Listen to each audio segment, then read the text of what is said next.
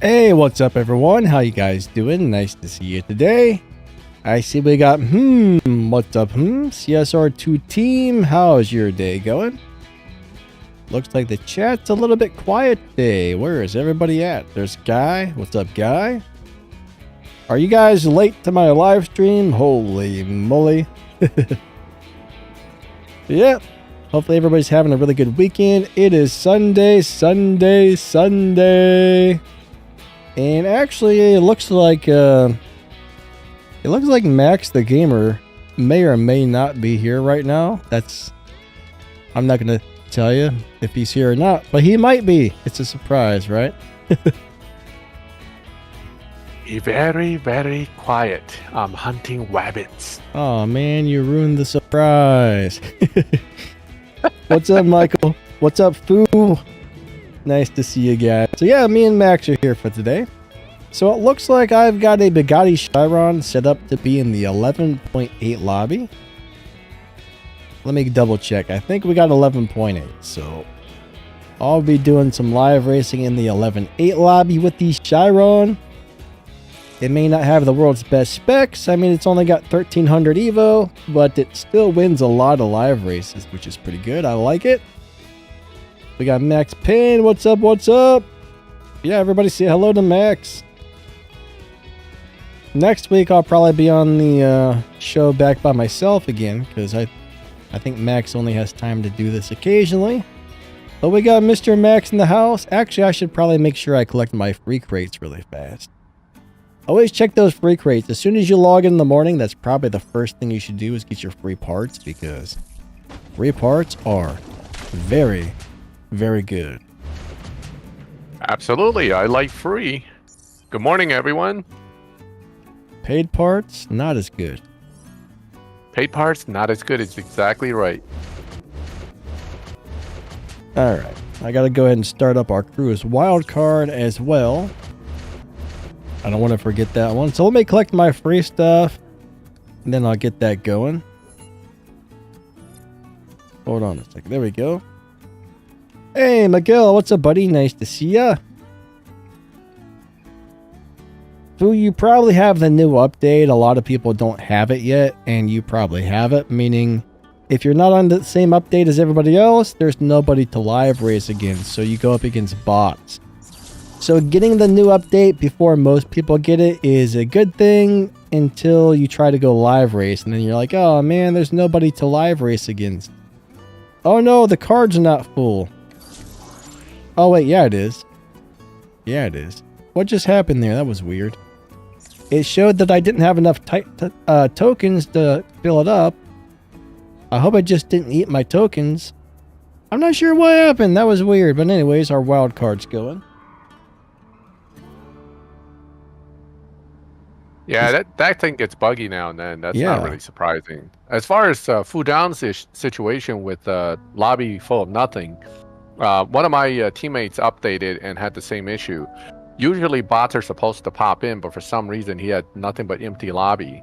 I'm not so sure what the solution is. Usually what I advise people to do is try a different car, try a different setting, wait a little bit, you know, go to the gas page and then come back. Do whatever you have to do to kind of trigger a sync, and you may see some bots pop up. Oh, so you're not even getting bots? Holy moly. No bots, yeah. It's like basically a full empty lobby with just you sitting in it. I've never really had that problem. Usually if that happens, though, within a couple of minutes, bots start showing up. Yeah, that's got to be another one of these crazy glitches. Yeah, I mean, we have never seen an update without something. Yes. I would probably contact game support and let them know. Just report that there's a bug. Don't really expect for them to reply. I mean, sometimes they might, but when you report bugs, often they just take that and they send it over to the company or the team that's supposed to fix things. Yeah, they send it to the team. Sometimes they reply to you, sometimes they don't, but you definitely want to report that issue. But yeah, that sucks. I'm sorry to hear that. That's no fun at all. Yeah, that kills live lobby for you altogether when you're sitting in there by yourself. Yeah. Yeah, it's one of the reasons I don't rush to update anymore. It just doesn't pay to do it. But of course, some of us have updates on auto on our phone or on our device, and you kind of find out that you updated whether you like it or not. I actually turned auto updates off because of that main reason right there. Hey, so, 9R, how's it going? Oh, crap sandwiches. Yeah. Uncle Broken Down's here. Odom's here. Yeah, Miguel, awesome. AJ, Guy. Hello, everyone. Awesome to see everybody. Thank you for showing up on this beautiful, lovely, wonderful Sunday morning. Short Circuit. I like that movie, actually, Short Circuit. You ever seen that, Denny? Johnny Five? Johnny Five. There's that one thing I really liked on that movie, but I can't repeat it. Whereas like the focals kick your butt, the focals kick your face, the focals kick your something into outer space. I don't know why, but I remember that part as a little kid and I laughed so hard. But yeah, that was a great movie, actually. It really is. Uncle Broken Down. You're talking about the new van. I would assume the Ford Super Van. I have no love for any of the electric cars in the game.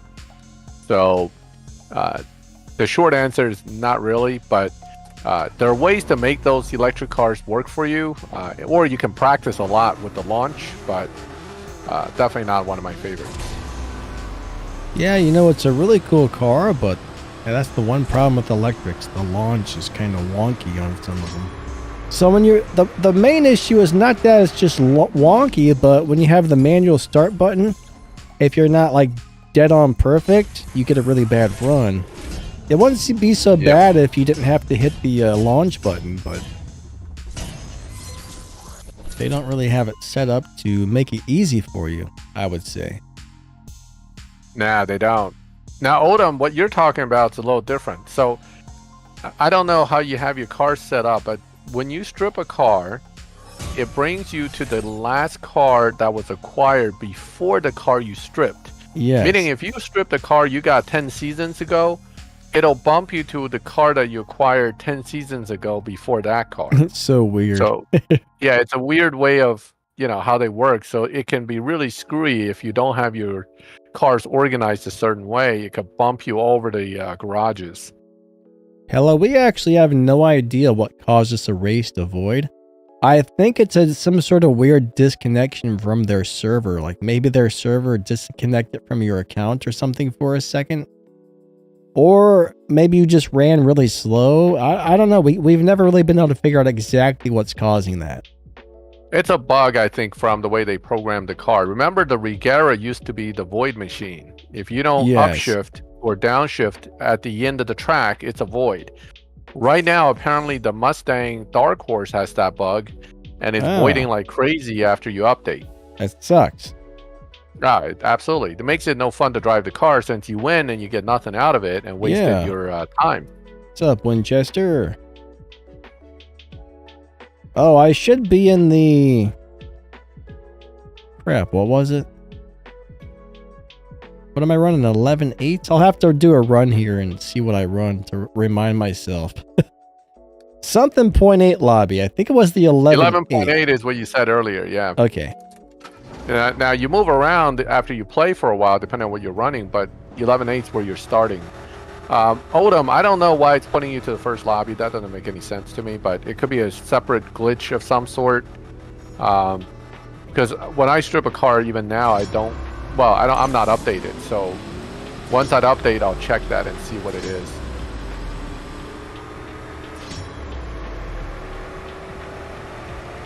Yeah, my car is not having much luck today. Yeah, I mean, it took them a few years, Michael, but they did fix that void issue with the Regera, but it still happens now and then, depending on the tune. Yeah, every time I drive my Regera, it turns out okay. I mean, it could be the way I have it tuned as well, but... Yeah, I mean, if you're using third gear in your runs, and you're not instantly second and nitrous together for the tune, you will be fine. Where the Regera was voiding a lot is because one of its best setups before was you launch perfect and then immediately second and nitrous together, right? And you run the whole second gear. You don't actually shift into third, and that voids it almost every single time. So, you know, Is it possible to void no. races manually? It might be. I've seen people void certain races. Not if you start, and I'm not saying this works, but if you start to put the car in certain gear all of a sudden and let it kind of run down the track that way, I've seen races void because of that. So somebody might have figured out how to void it manually with certain cars. Yeah, that's an interesting thought right there. I got to remember how I drive this. So far, I'm not doing super great. Are you nitrous right away with the Chiron? Because you really should nitrous instantly when you launch. Let me try that one. I've been trying a few different things, and so far it's not running. It's been a long time since I've driven this. It might not like the early shifts.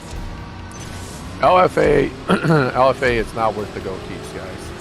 Unfortunately, it's a great car in real life, but it's a lousy car in this game. Yeah, the LFA is definitely not wonderful. I hope my car didn't get bumped or something. Everybody's running away. I think I did get bumped because everybody's running 11.7s, 11.6s, and I'm running 11.8. So I got a feeling my car is in the wrong lobby currently. So that sucks. Yeah, unfortunately, the Chiron doesn't get a lot of love nowadays, especially with that. You're looking at Well, don't forget you're running against some good cars here. You got the That's true too. The Griffiths and others. They're gonna run. They might even dyno 11.5 and be in there. So you gotta watch yourself. This is why when I look at a car that doesn't carry high enough evo anymore, I tend to just say forget it. Because look at it, everything in here is basically gonna be better evo than yours. The only one that might be a kind of a level playing field car against you is maybe this C8 and that Lamborghini next to it. Let's see what the C8 runs. Because he has no stars and it's the elite tuner car that's not upgraded enough. Yeah, he ran in the 11.8s. Right, so that's more of that's more on par with what your car is running. So your car basically is at a disadvantage because everybody else in there has advantage. Yeah. This car usually I get it running right at the top of the 8.0 or 11.8 lobby, and it usually does pretty good though. I mean, I would say I probably win the majority of the races with it, but today it's getting its buttocks kicked. Depending on who's in the lobby. That's yes, that is true. It's always like that.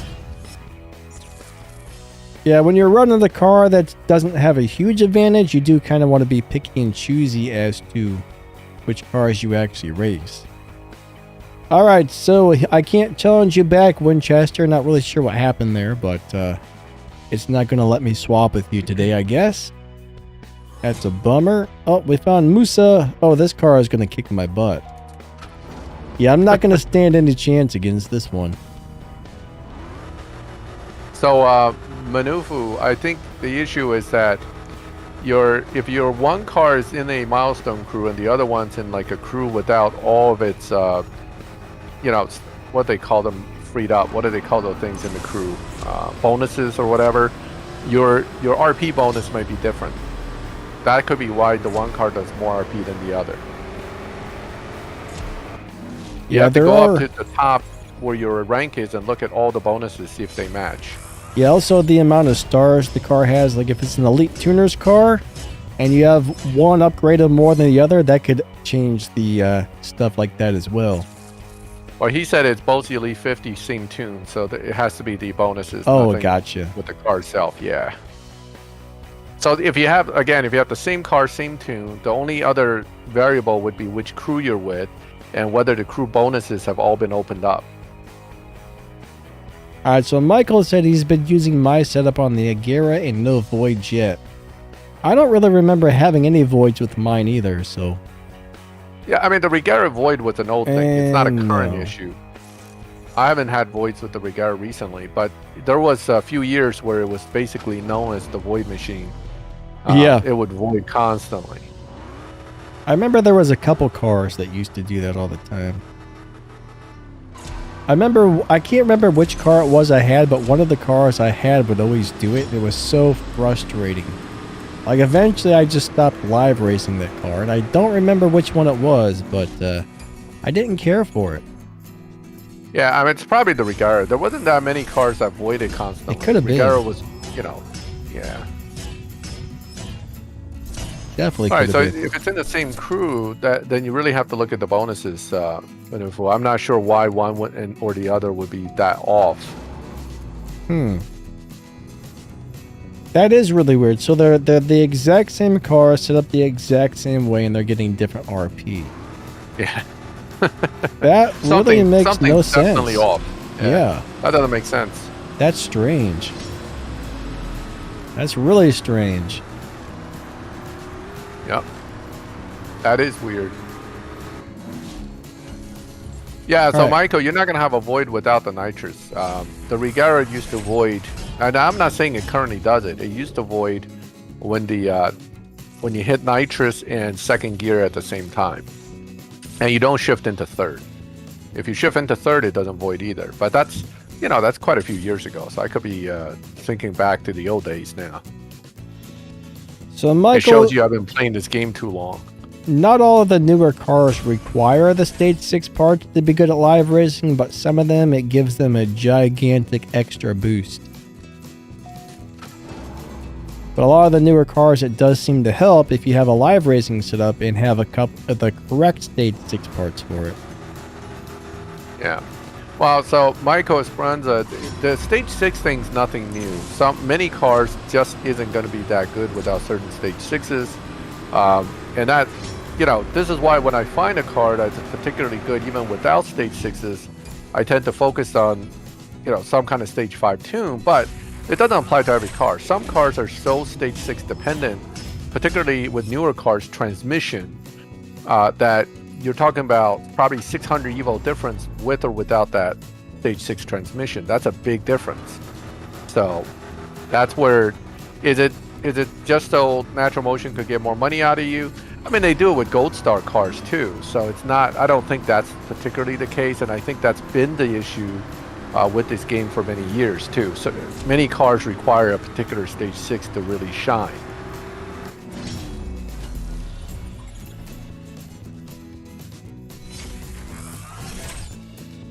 The only thing that sucks is sometimes it's hard to get some of the Stage 6 parts. And that's always been the issue too, because you'll get a chance at getting one through crates, right? But then the game may give you the real sucky one instead of the one you're really looking for. That's a good old random number generator at work. Yeah, I hate that, but that's the nature of the game. You just have to roll with it. And sometimes you might get two of the same one, which really sucks. That's the worst when that happens. Yeah, exactly. So there it is. 3% collection bonus. That'll do it. Huh. I mean, my two F1s that I have, that I use from my two accounts, give very different RP because of different bonuses as well. Hey, Leroy. What's up, Mr. Kwai Kwai? How you doing today? Hey, William. Souther TH, Millen's not what's with up? us this morning. Right? We don't have Millen here this morning. No, I don't see him in the chat. Melon does not appear to be here. He might have overslept. Although, I can't imagine how. He's 6 hours ahead of us. But, stuff happens. Out partying too hard the night before. Yeah. Melon is AFK. Yep. Yeah, I think we're gonna probably try and do like having guests on the stream, maybe like once a month on Sundays. I mean, whenever Max can make it, he can't do it all the time, but I made a little poll the other day, and most people said they would like to see me have guests occasionally, so that's probably how we'll end up working it from now on. it changes the dynamic a little bit. You know, makes things a little more interesting to have a second opinion on things. Yeah. And, you know, just somebody to bounce ideas off of and help read the questions, if nothing else. So it's always a good thing. Yeah, it's fun having more than one person on sometimes. Yeah, definitely. Makes it more fun to actually answer some of these questions because you get multiple perspectives on one question. So Niner says, isn't RP earned based on personal RP? As you win, they both should go up. No, RP is, well, yes and no. So personal RP goes up regardless of your crew RP. Okay, but crew RP has bonus RP that comes from events that doesn't apply to personal RP. So personal is only from playing. You really have to grind, but personal RP can go over 300 in one day versus 300k in one day versus crew RP, which caps at 300k. So there are differences between the two. And usually, and this is the most noticeable difference, is that personal RP starts on a different time and day than your crew RP. So you always have like different, little more personal RP than your crew RP because it starts counting on Wednesday and crew RP starts counting on Thursday. It's kind of weird. Yeah, I don't know. They should have made it uniform, but it is what it is. Now, if you cap and you collect, like, let's just say you cap one day and you hit the maximum, and then you race the Prestige Cup, you should be able to still collect the, the event RP on top of the cap. At least that's my understanding. I've never really capped, I guess. I don't have 4 hours to sit there and live race every single day. If you only run hard during wild cards, you can cap pretty easily. I mean, 150 card with a fast device and some help, you can probably come close to capping within a 150 card. A 70 card you can definitely cap in. So, worst case is 70 card plus half an hour if you're kind of running it slower. One of my crew members been on a capping crusade the last season, and he doesn't even swap. And he's been capping. I don't know how much he's playing though. Well, I mean, I'll sit here and do one of these live streams for 2 hours, and I still don't think I cap. I've added it up before. Yeah. So what happens is, all right, with F1, for example, right, I get 3,000 RP during the 150 card with my F1, 3,000 plus. That means 100 races to cap. I can get 3 to 4 races in a minute. Okay. So if you look at that, on a fast device. On a slower device, you only get about 2 races in a minute. So if you win every race, which is what I do, you can easily cap within the 150. So I could just sit there and do 100 races within the 1 hour and cap. What's up, Mr. Man? What's up, Arthur? Arthur said he's loving the LC500. Yeah, that's an amazing car, actually. Yeah, the LC500, when you lead it and tune properly, is probably one of the top tier 4 live racers all around. There are cars that can always beat you. To understand that there's no car that's going to destroy everybody forever. But LC500 will win most races with just decent setup, and you got to know the shift pattern, and you should elite level it. It helps. Yeah. All right. Michael says, Max and Danny, what's your take on the new Maserati MC20 Flash event? I think it's several $100s you're going to have to spend if you don't already have the car and have it maxed out or leveled up highly. So I think it's really just something for them to get a lot of money. Now, I haven't really played much with that car, but I think tomorrow I need to get a couple of shift pattern videos done, so I probably won't post them till later, but I might do 2 or 3 shift patterns videos throughout the day. I probably won't be on the camera because you guys know I got muscle and nerve issues, so I'll probably just lay down like I am now, record some clips of some shift pattern and tunes for a couple of these cars that are up on the map now and figure out if they're any good.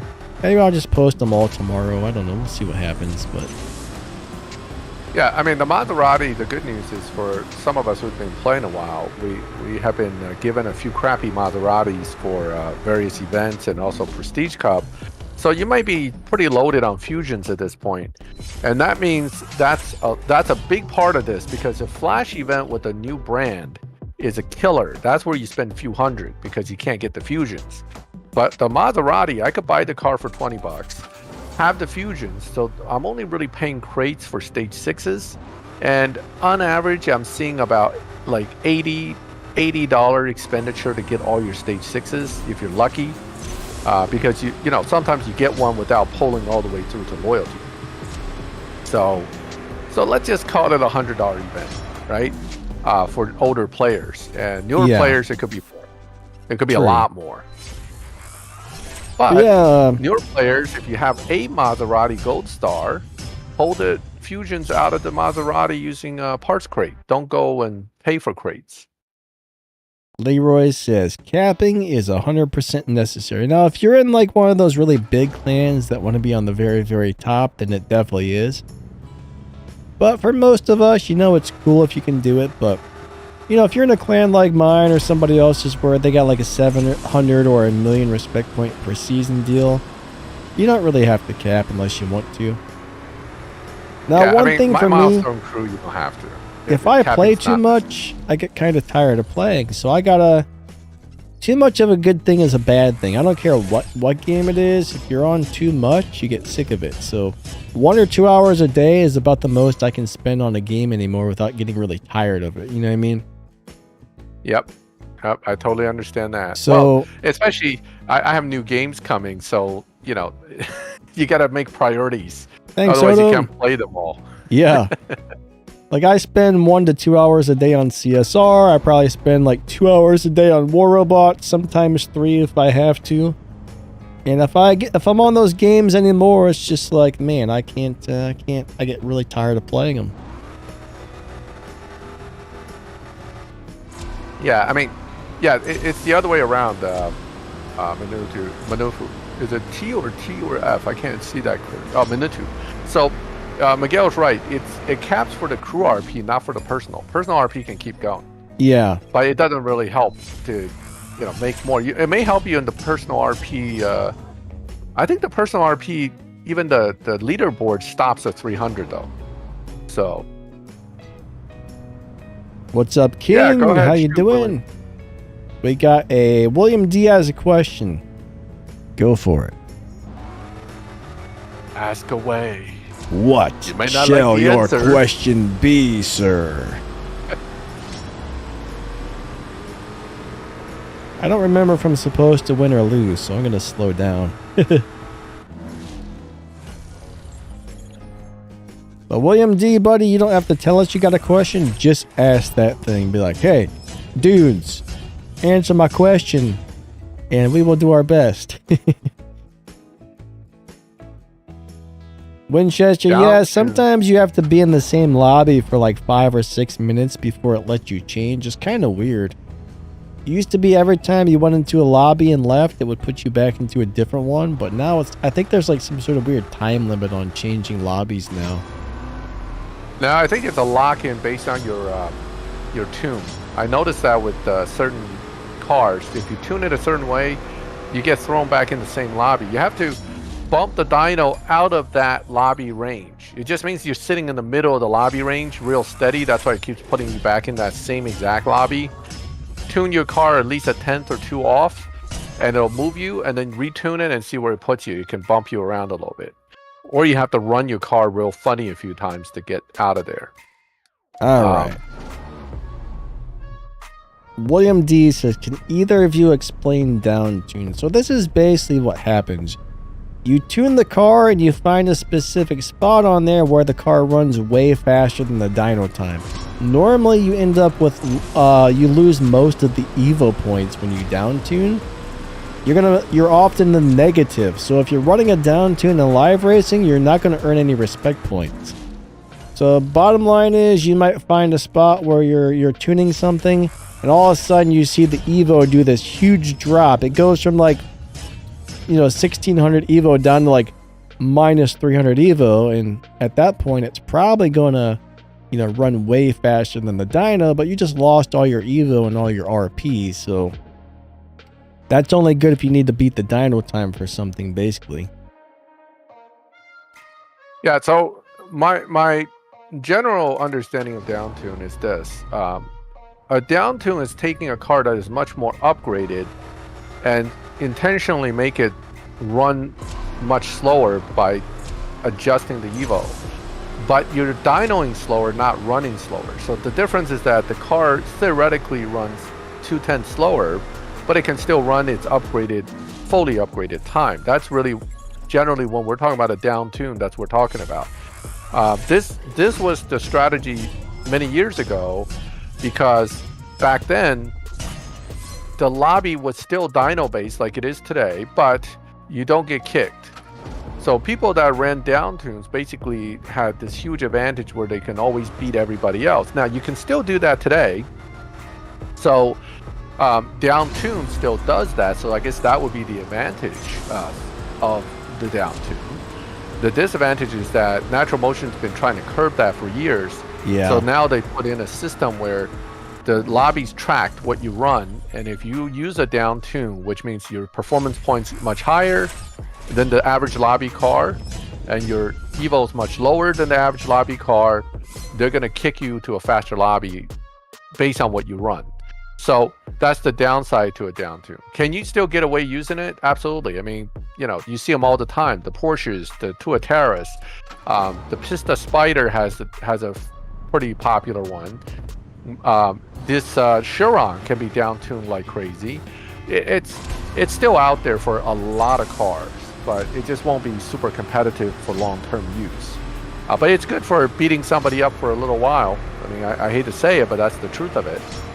If I really wanted to beat up newer players for money, I can line up 15 downtuned cars and spend a whole night doing it, and probably win millions. But it's just not something I prefer to do, because that's what led Natural Motion to try to curb it in the first place. All right, so Fu says, will the Lexus event be returning? I think you're talking about the event for the LC500. Probably not. A lot of these add-on Elite Tuners events were timed, and when the timer's gone, the event disappears. I don't know if they're ever going to bring it back or not. And the other question is the Unicorn good? It's a little bit disappointing at live racing, but it's pretty decent at everything else. So, I mean, I like it, but it's not one of the better cars in the game at this point, I would say. So, Max, do you think they're going to bring back the Lexus events? Doubt it. I mean, I hate to say it, but when it first come out, I think you get an access to it when you're a newer player. That's your chance to get it. But after that, once it's gone, it's gone. I don't think they're going to bring it back for you. What's up, JP? What about the electric F-150? We are getting the Gamera. That's not bad. Great car. The Gamera is a beast. Yeah, it's coming in on the race pass, so we're going to get that car. Here's your chance to get another one, Denny. Yeah, I don't really need a second one, but... Too hard to build more than one. Yes, and the other problem is then it's just one more car in the garage of the 5,000 garage slots to take up more space. I wish there was a really good way to figure out which cars you have duplicates of, just so you could strip them. I know I got duplicates of a couple, but I need to strip some. Like the other day, it showed I had 2 of something. I think I went to like a showdown or some sort of event, and it showed that I had 2 of the same car available to use. I'm like, crap, I didn't know I had 2 of those. Yep. JP says the electric is called Light F1. Yeah, Lightning. Gotcha. Yeah, they do make a Ford Lightning F-150. That's true. Ford's losing billions on their electric cars, apparently. So, unlike Tesla, who's actually making some money at it, Ford's not doing so hot. Yeah, I mean, Tesla is like a name brand. People are buying it because of the name brand. Like, Tesla got this, it's like buying like a Prada purse or something. I don't know. Or a Gucci, I don't even know what Gucci makes, but That's how I see Tesla, as like a name brand that has a status thing behind it. That's why I think people buy Teslas. That, and it was the first electric cars that were like kind of like commercialized, and they're kind of cool, but I think people buy it because it's the only electric car with a good charging network. That's really what sets Tesla apart from the others. Is the others, you basically charge at home, or you have to struggle to find charging places. Tesla's has, you know, they have been working on that electric grid of theirs forever. So people actually really like the charging network. Doesn't the F-150 have like a Viper engine in it or something? The F-150 Lightning? No, you're thinking the Dodge Viper engine was only in the Dodge Ram. There was a Ram SRT 10 years ago that had the Dodge Viper engine in it. The Ford Lightning uses a supercharged V8 in the old days. I'm not so sure what the current I mean, the electric Lightning's obviously electric, but yeah. But the old V8 supercharged Lightning is, you know, those were fun. I remember seeing one of those. I've only seen one in real life once. It was pretty cool. Somebody had it. They had a ground effects kit on it. They had it lowered. I'm like, wow, that's pretty insane. Yeah, the Lightning's a good truck. I've seen quite a few at the drag strip doing quite well. You know, they're pretty mean vehicles, and you can supercharge it. You can upgrade the supercharger pulley. You can get some serious power out of it, but having a really light rear end with a lot of power is never fun. You know, you got to learn how to control it, or you're gonna head for the wall really fast. Now, when I saw it, it was sitting at the gas station filling up when I pulled in. I was like, oh wow, look at that. And then I was getting gas, and it drove away, and I was like, oh.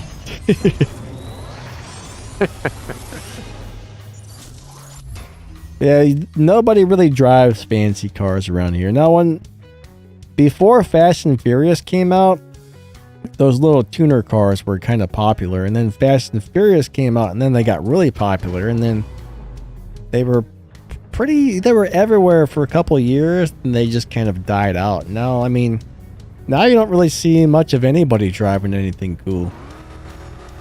Well, you know what actually killed the tuner market a little bit was when the Japanese tuner cars came, the WRX and the Evos and stuff, the faster out-of-the-box cars. Because if you can get a Supra nowadays, right, or you can get a Type R that is so good already, why would you go after market to try to mess with anything, right?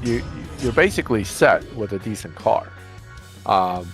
And also, the other issue I see is that in the old days, it was all about taking a cheap car and taking it to the big boys. Nowadays, none of these tuner cars, so to speak, are even cheap anymore, so it's not the same. Well, there's a guy on YouTube driving a 91 Civic hatchback. He's like, all I did is I went in there, I replaced the pistons, I put a turbo on this thing, and it outruns Ferraris and Lamborghinis. And he's got a YouTube channel. He's like, I spent $300 on the car and about $800 on like I did all the work myself. But he's like, I've got like what, $1,500, $2,000 into this car, and it destroys supercars. And I mean, he's got a bunch of videos on YouTube of it out at the drag strip or just out on the street where some other car will pull up to him and he'll step on it and they step on it. It's a road race, and I don't consider that racing, quite honestly, but basically road races have no rules, and it's all power to weight ratio and gearing, right? So yes, you'll destroy the supercar until the first turn. You may destroy a supercar, but not from a dead stop, because that Civic will never hook. So it basically, you can always win certain competitions if you set up the rules to favor you, or if you set up your vehicle to favor the rules. And rolling race is very popular on the internet. Everybody likes a rolling race because you do the 3 honks and go. I won't even get into reaction time differences or anything like that, but it's not a very scientific racing type situation. It's basically power to weight. If I had a Civic, and don't understand, a gutted Civic hatchback weighs about 1,500 pounds, okay? You do not need more than 350, 400 horsepower to do highway pulls and wreck cars that are way more expensive. But from a dead stop, you will never hook. first time you need to turn, you're going to be done. But people who bought the Ferrari isn't looking at your Civic just to beat you in a rolling race. I mean, unfortunately, that is what a lot of people do on the highway. They kind of pull with each other and see who's got the faster car, but it's not racing. Well, that guy has drag strip racing as well, and he's tearing some people up at the drag strip too. So, but he needs to put drag tires on in order to pull that off. He's not going to be running street tires. So I don't know what he had on I've raced tons of Civics in my time at the drag strip. I know how they're set up. I know how good they are on the highway and why. And I'm telling you, they need big fat drag tires in the front if they want to hook anything over 250 horsepower. They're gonna blow their tires out coming out of the line. Sure, he'll start to speed up near the end, but he's not gonna do very well in the beginning. But you can make like it's somebody. In fact, it was Sports Compact Car that did a really interesting article that actually basically puts this all to a point. Is they took a Nissan Sentra and absolutely cut everything out of it, all the body panels, everything, etc. And the car got faster and faster and faster because you're basically driving an engine, 4 wheels, and a frame. There's no weight. And that 200 horsepower Sentra went from like a 15-second car to like a 12-second or 11-second car. So, and that's basically what he's doing with that Civic. So sometimes the game will move you out of the lobby because you're either constantly running slower than the lobby time or the dyno time, or you're constantly running faster than the dyno time or your lobby time. So sometimes it does move you around, and every once in a while it just does it for no apparent reason. So Arthur says, are showdowns worth doing? They seem to be a waste of time. No real way to win. I always get knocked down. Well, in my opinion, yes, showdowns are worth it. They're not always easy because the matchmaking's not exactly set up fairly for a showdown. Whoever has the fastest car wins. I mean, you could have a car running a 30-second quarter mile, and it would put you up against people running a 7-second quarter mile sometimes, because it really only looks at how many trophies you have and how many trophies the other player has, and it matches you up by that, which is not fair whatsoever. But if you do a little bit of showdown every day, like if you do a little bit on Monday, a little bit on Tuesday, a little bit on Wednesday, I mean, you're going to win some races, you're going to collect some prizes. So, if you just do 1 or 2 tanks of gas a day on showdown, I mean, that's something. It's better than nothing. So, in a way, they're worth it, even if you have a slower car. Yeah, I mean, it's I don't know. Showdown, you're talking about showdown, right? Because I kind of got sidetracked. Yeah, showdown. Yeah, showdown's designed to kind of limit players that do not have the Apex car. It's designed that way. So you do showdown to grind, basically, just to get the rewards. I mean, even if you can't win the showdown, every so many races you do, you can get rewards. If you're okay with that, by all means, do it. I tend to not like that, so I don't do a lot of showdown. That's just me, because it's frustrating to me, and I don't like to be frustrated with the game, so I don't do showdowns unless there's a car to be won, in which case I'll figure out a way to get the Apex car or do whatever I need to do. Winchester, no. I mean, beating dyno by a couple of tenths of a second isn't exactly down tuning. That just means your car is beating dyno. But if your dyno's a 10.6 and you're running 10.3s and live racing, it's definitely going to pick your car up and move it to the next faster lobby. And then after so many wins, it'll probably do it again because you're beating the car's dyno time. So, what's up, Comet? Leonard, I'm in the about 11.8 lobby. Let me put that in the thingy dingy there. Let me type that into the thingy dingy. Hold on a second. 11.8. And I'll put a whole bunch of little thingies. JP, I understand your point about Honda will last longer, but then a Toyota Corolla probably will outlast a lot of Hondas too, but doesn't make it cooler. Ferraris are cool not because they are reliable. We all know they're crappy on reliability, but they have a following for a reason. And and they're built to a different standard of performance than your typical Honda. So, yeah, it's all relative. I mean, I'm not like a brand snob. I don't really care what brand. If a Honda's good, it's good. All I'm saying is that a Honda Civic Hatch is good on a road race because of weight to power. Yeah, Monster Miata is excellent on the highway road race because of weight to power, and it's the same with others. If you get a Corvette with 2,500 horsepower, it'll wreck that Honda. And I've seen it done on the highway with twin turbo Vets pushing about 2,000 horsepower. They destroy everything else that's out there if you can control it, of course. But so it's all relative to horsepower to weight and et cetera, et cetera. There are other factors, of course. I mean, gearing, traction, all that comes into play. But to say that just because a Honda will last longer, it's cooler or better, it's not, right? We don't buy sports cars thinking of reliability as the first thing that's important to us. So that's I'm sure the Chiron's not exactly reliable either. In fact, most supercars are highly unreliable. Just ask McLaren. Oh, I heard they're horrible.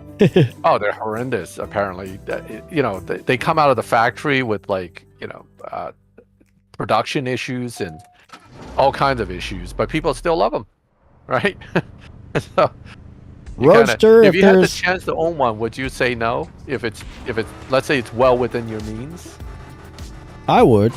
Roadster, let's just say an event has a 10-day timer and you don't log on for 11 days. On the 11th day when you log on, that event will be gone.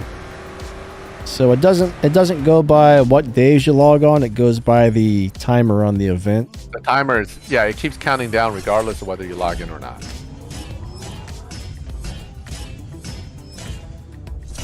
Winchester said he's not getting bumped and beating everybody in the lobby. So every once in a while you do find a car where you get a perfect setup on it that doesn't get bumped even though it's beating dyno.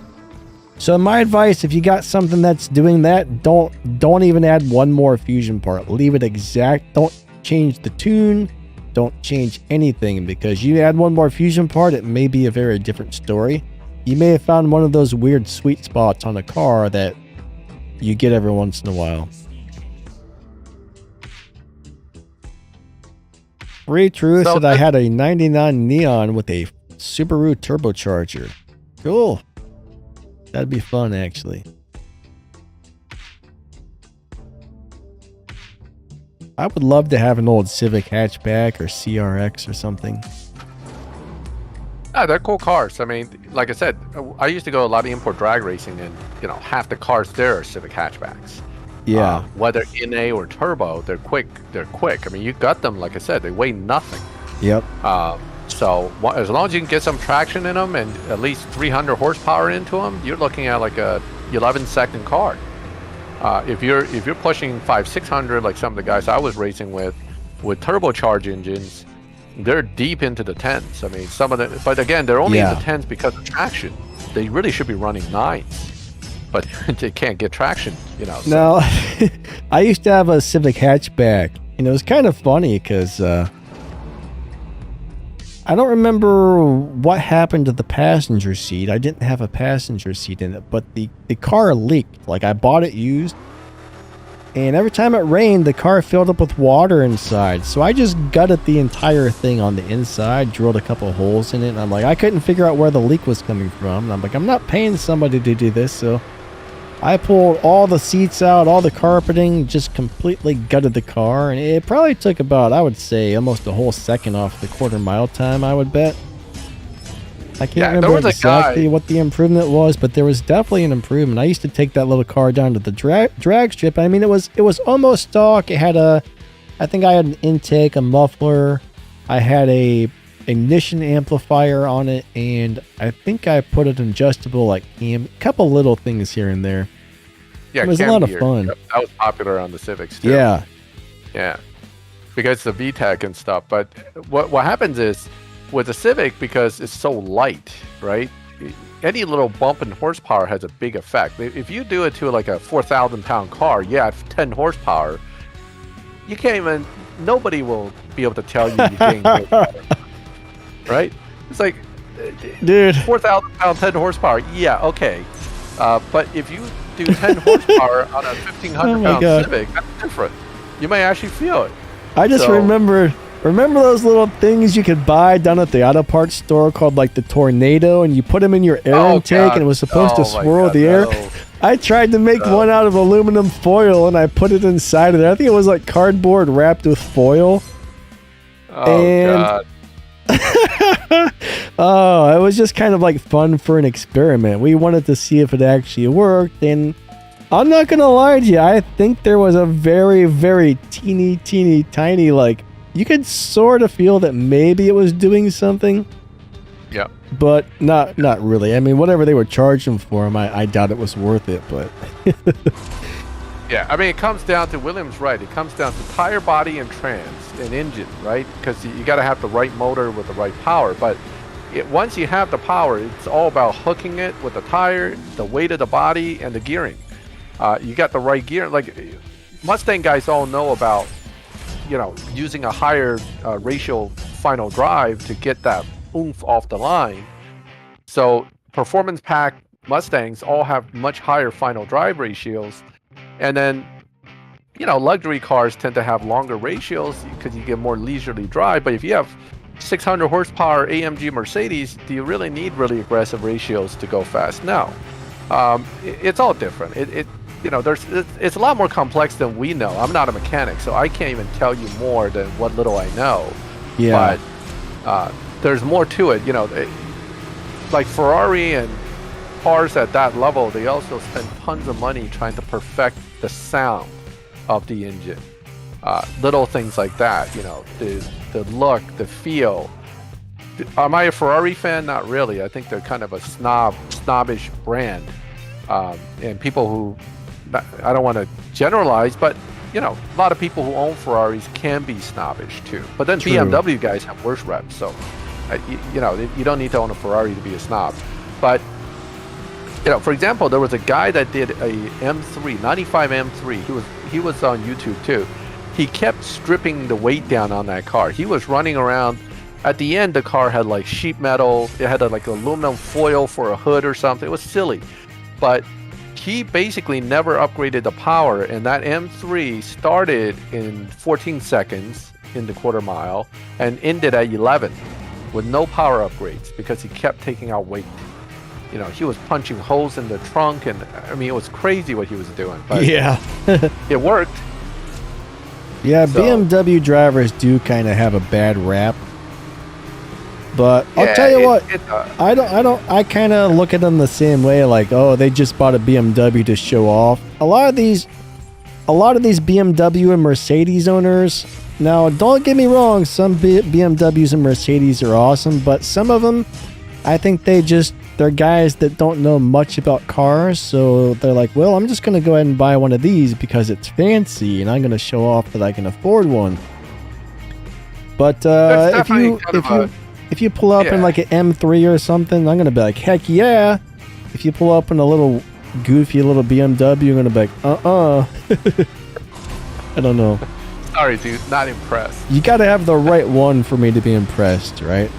Yeah, of course. I mean, that's part of the thing too. It's like you want to, if you understand cars, if you like cars, and you like performance, you shouldn't be limited so much by the brand. You care about the specific of that car. Like I said, I've seen specific cars set up specific events for the right thing, and they're awesome at it, and it's really cool to see that. And in autocross, what I saw destroy a lot of guys in its class was an old Camaro. You would have never thought an old Camaro could be set up to destroy anything in autocross. And we're talking about 90s Camaro, not the current one either. And it was destroying people because the guy had the right suspension and he knew how to drive. And I was like, oh my God, he's like the top in his class. Yeah, I would never expect that. Yeah, you would have never expect that. And that I thought that was awesome. I was like, man, people think Camaro, they always think, oh, well, drag racing or, it's a muscle car. But that dude was killing it on the autocross with it. BMW Z4 was really good on autocross. Never would have thought that car would be that good. And you know, you just don't know. But just because it's a Ferrari, we know what it's, quote, capable of, but the average guy that owns it can't drive it anyway, so I'm not too worried about that. Mr. Man says, I agree with you, especially the G-Wagon. You know what? I don't know why, but I like the G-Wagon. Like, it's something cool about it. I had a chance to drive one. No. Yeah, it's interesting. It's I would never buy one, but if someone gave it to me for free, I would be happy as heck. But it's very overpriced. Talking about reliability, right? Here's a great story. I had a client. He just bought the G-Wagon. Just bought it, brand new. It spent a month in the shop. Oh boy. A month. And he never got to drive. He said, I paid for it. I got the car. I got it home. It broke. I took it to the dealer. 1 month. So he was driving BMW loaners for a month while his G-Wagon was getting fixed. That's horrible. I got to pee. I will be right back, guys. Yeah, I mean, the G-Wagon's a very cool vehicle. I mean, it's got that, you know, it's the box that can. It's fast, it's luxurious, it can go off-road. I mean, we all know why people love the G-Wagon, but boy, it's expensive. You know, you're talking $150K on average. So, but yeah, I mean, the Cyclone, the GMC Cyclone, awesome little, you know, that's an awesome little truck. And the Typhoon and the Cyclone twins were really cool in the 90s. And you can't even get one nowadays without paying huge money. All right, so I think I missed the question about downtune somewhere to the back. So let me go back to that real quick. So the difference between a dyno beater that is what I call a natural dyno beater versus a downtuned dyno beater is this. A natural dyno beating car is beating it because the way the car's programmed, when you shift it right, it just runs like 1/10 or 2/10 under. Those are great cars. So we have a few in the game. You put it to max evo, you just shift it right, and it automatically beats dyno. That's a dyno beater that is really good. A down-tuned dyno beater means that you're manipulating the tune to beat dyno. That almost invariably involves lowering evo to accomplish the same thing. That is a down-tuned car. Okay, so that is my main feel of difference between a natural dyno beater. When I mention natural dyno beaters, that's what I'm saying is that it doesn't need to tweak the tune to beat dyno, it just does it. And then a down-tuned car is where you're tweaking the tune to beat dyno. Monatella says, my wife drives a BMW and deserves the rep. Now, my neighbor directly across the street bought a crazy awesome Mercedes AMG with, I think it was like the A63 with the compressor and all that junk. I'm like, why did she buy this? I'm like, I don't understand, like, why she bought this. And she had it for knowing them, she's just like, oh, I just wanted to get a fast and fancy car. I'm like, oh, that's cool. And then she had it for about, I would say 8 or 9 months, then traded it in for a Nissan Juke. That was that was an interesting deal. Really interesting. Yes. I mean, I can see you saying, look, all this, a lot of guys, and this is true in people I know, that they would go for like an AMG or an M-rated car, like a BMW M or an AMG, and then they'll go, oh man, this thing rides rough. It's loud, and the steering's real twitchy. And I'm kind of looking at them and go, you do realize that's what you bought, right? Yes. You're buying the twitchy steering because it's supposed to react to your inputs. That's what we like. You bought the loud engine because you want it fast and sound sporty. You bought the rough ride because it's supposed to handle, right? It's not just supposed to ride over potholes all day like you're doing. That's why. And they invariably, those are the people that tend to end up going, man, I'm just going to get a regular luxury version of that car. It's like, okay, enjoy. I mean, you don't care for that in the first place. They bought it because AMG is cool. They know that, but they have no idea what that means. Or the M, they bought it for the symbol. So, you know, we respect the M symbol, not for the M symbol itself. It's for the fact that the M division puts certain upgrades in those cars that we, as performance enthusiasts, we love that. But hey, not everybody understands. There's actually a guy in my neighborhood that's driving one of those ACS2 Sports or whatever. Oh yeah! Oh my awesome god! cars. It sounds so the car sounds awful. Like when he downshifts, it's all like blah blah blah blah blah blah blah. Like it sounds like the car is ready to explode. But the exhaust pops. Well, I actually kind of like that. I have that. That's a German tune thing. They like that. It's the exhaust burble. I've never heard it do one like. I mean, I've heard that before, but not like his. His doesn't sound. His does it in a bad way. I don't know how to explain. Might be the it. aftermarket exhaust he put in. It a could lot of these be. guys ruin it with the aftermarket stuff, not actually the factory. The factory tune on BMW M cars, when you lift the throttle and it goes boom, boom, boom, boom, boom, boom, the backfiring sound. Yeah, it sounds so good. I mean, his doesn't sound. I love good. that. Yeah, But, my friend Supra has that because it's a BMW. Oh yeah. Yeah, when you lift on the Supra, it does that exhaust pop. It's so fun. I mean, I just like hearing it. So I would accelerate, let go, just to hear it pop, pop, pop, pop, pop. I mean, some cars it does sound good. Yeah. Yeah, the Elantra does it because it's tuned by engineered by the same guy that does the M cars before. So they tuned it into that exhaust too. So, when you let go of the gas with the exhaust open, it just pops. It's really fun. No, my neighbor did not get the Juke R. She just got like a base Juke.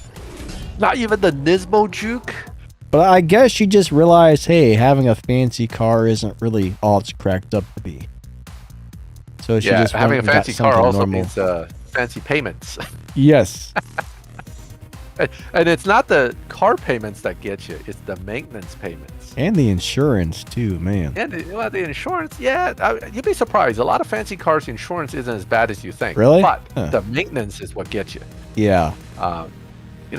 You go in with an AMG for routine maintenance. You're not leaving that dealership without a few $100s out of pocket. So. Yeah, most people I know that have like AMGs or just BMWs in general say they say they're super reliable, but when they do take it into the shop, good lord, it's expensive. Yeah. I had a BMW before that. I think the first service after warranty was $2,000. Yeah. As soon as warranty stopped and finished, the first service after that was $2,000. It's crazy. Yeah, oh Lord, I'm about to sneeze. Hold on, I'm gonna.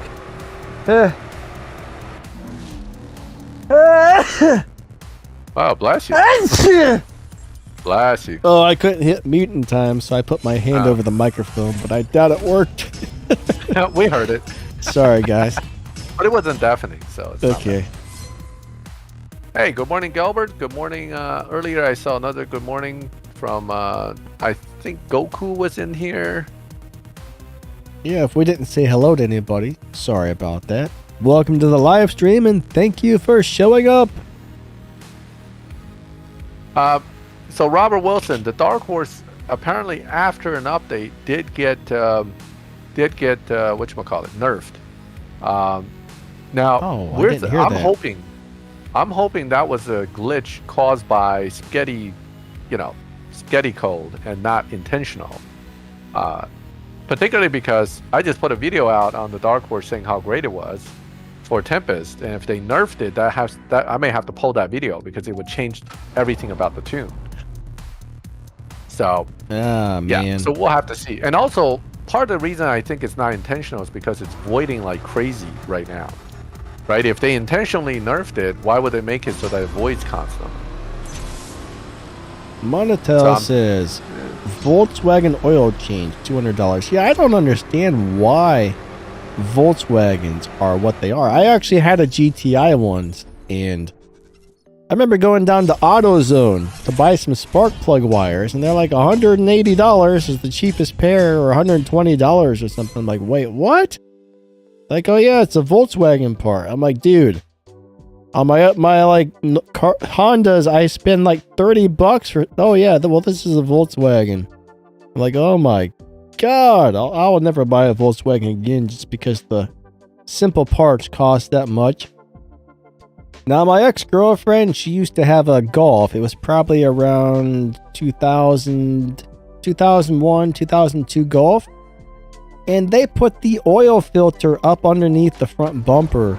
So she couldn't change the oil herself. Like, you had to have this like crazy shaped funnel that was like 2 foot long just to be able to change some of the stuff or whatever. It was ridiculous, man. But yeah, I don't know. I mean, a lot of BMW, a lot of German engineering's interesting like that. The Germans are very particular, right? I used to hang out with a BMW mechanic all the time, so we used to chat all the time about the BMWs. Like, the engineers are so crazy about specific weight balance and stuff that they'll jam parts in places that the mechanic just curses them for. Yes. Because they'll put like filters and starters in positions that you have to drop the motor out to get to some of these things, and they're like, what the hell were they thinking? But it's weird like that. And a lot of times with German vehicles, they use full synthetic oil. So the dealership's charging you $10 a quart right there. Don't forget, they also charge you like, $175 to $100 per hour for their time, and your car's sitting in the bay for at least 2 hours for an oil change, even though it takes 5 minutes. So that's how the prices get so high. But yeah, a lot of people don't take their cars to dealerships after that first oil change. You get the bill, you're like, oh hell no, I'm not coming back here.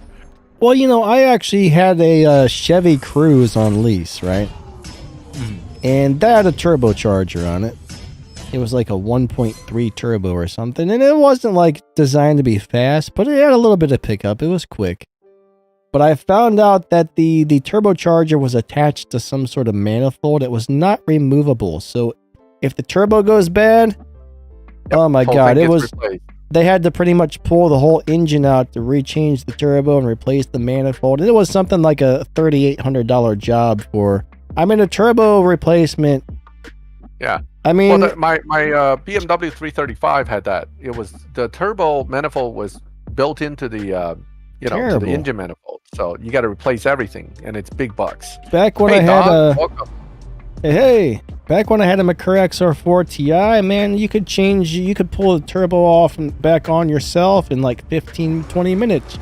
You need it, it was just so simple and easy to get the stuff and change it on that. But I think all dealerships make more money off of service than anything else, so they get you. For example, I went in, and this is Lexus I'm talking about. I went into Lexus to replace one wheel sensor, one, mind you. Okay, that went bad. They programmed it, and they gave me a $350 bill for one stinking wheel sensor. Oof. At a dealership. And I was like, look, guys, I know you plug in a computer for 2 minutes to program a wheel sensor. So yeah. I'm not going to argue with you, but I'm never coming back to you for anything. So, that's just ridiculous. But that's how they make money off of you. I always ask for a price first. Like, what's this going to cost I me? needed that sensor, so I wasn't, because I went to so Lexus is pretty smart. They made it so that the wheel shop couldn't program their sensor. I had to go to Lexus. Yeah. So basically, they got you. So that left kind of a bad taste in my mouth with Lexus for that. What's up, Hedgehog? I mean, other than that, I love the car. It was perfect. I mean, never had an issue otherwise. And the sensor thing was my own fault. I was trying to put aftermarket wheels on it. Yeah. But yeah, so that's took a hit over that. But yeah, you go out to dealership, you can pay. That's just the way it is. I miss the cars from like the 50s, 60s, 70s, 80s, 90s, where, you could just go out there and work on your own car, and they didn't make it super complicated. Now everything's like crazy on these cars. It's insane. Yeah, everything's expensive. Well, don't forget, these cars have like 1,000 computers in them too. Yes. So, yeah. Yeah, that Chevy Cruze didn't have a rack and pinion. It had electronic steering. I'm like, that's not right. Yeah, mine was a GS350, Levy. It was a GS350 F Sport. What's up, Reese? Reese says, has anybody completed the Quaternary Syndicate? I can't speak. I did. Whatever it's called. The Quaternary Syndicate. Yes, Superstars. I call it the Superstars event because I didn't feel like trying to pronounce the rest of it. But yeah, I did finish it. What's up? I don't think I have a car to lock in for the last race, unfortunately. For what? The Quaternity? Yeah, the last gold keys. I pulled it simply because the prize card's pretty decent. So yeah, that's true.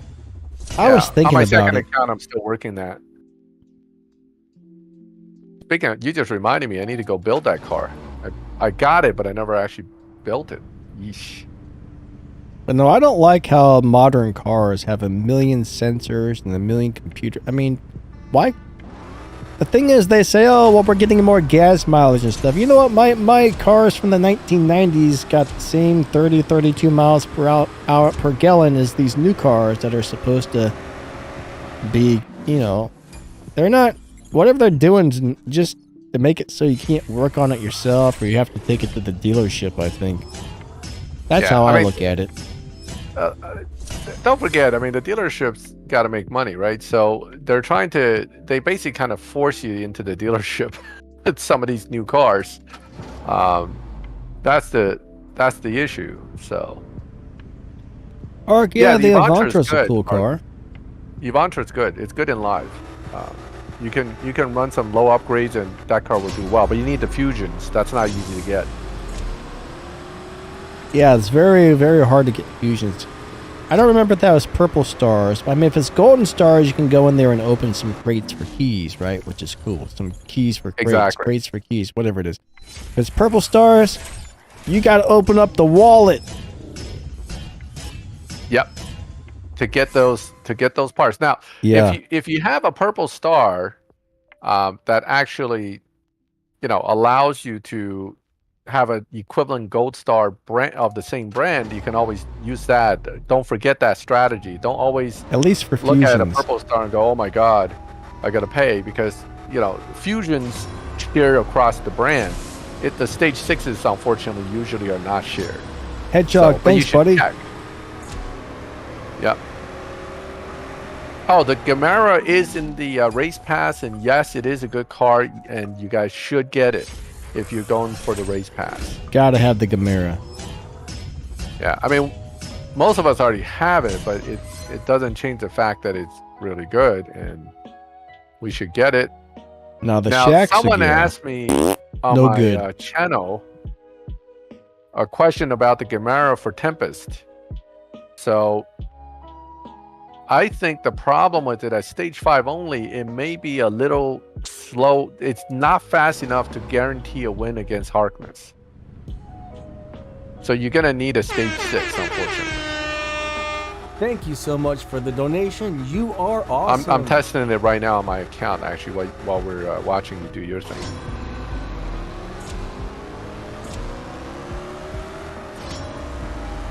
So it's a little tight. It's like... you can run a 9.0 or 9.1 in the Gamera, and I think Harkness is like a 9.0 for his final time? Yeah, it's either 9.0 or 9.1. They do change it around from time to time, so I'm not sure exactly what the current one is, but yeah, around 9.0-ish last time I looked.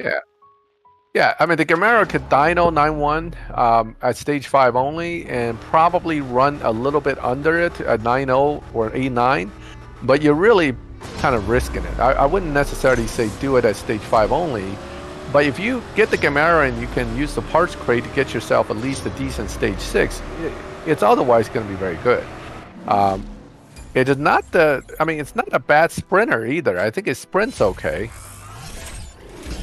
Let me see what the 0 to 60 is on it. JP, yeah, but if they make so your average mechanic can't work on it, that kind of sucks. The Bugatti Jin or Ettore stage 5 only, I can check. I believe those are also low 9-second cars at stage 5 only. So again, against Harkness for the final run is a problem, right? So most cars are going to need at least a couple of stage 6, but some can make it without. Oh yeah, JP. I mean, we all understand people have to be paid. We all got to make a living somehow, and the dealerships are there to pay their guys and their guys, etc., etc. So, no, I understand that. I'm not saying, but let's be honest, a private shop will be able to do the same work generally as a dealership because they have less overhead. They can do it for cheaper. My BMW was serviced at a private shop. So was my Lexus. So is my Corvette right now. I just, I rely on private shop. We have a relationship.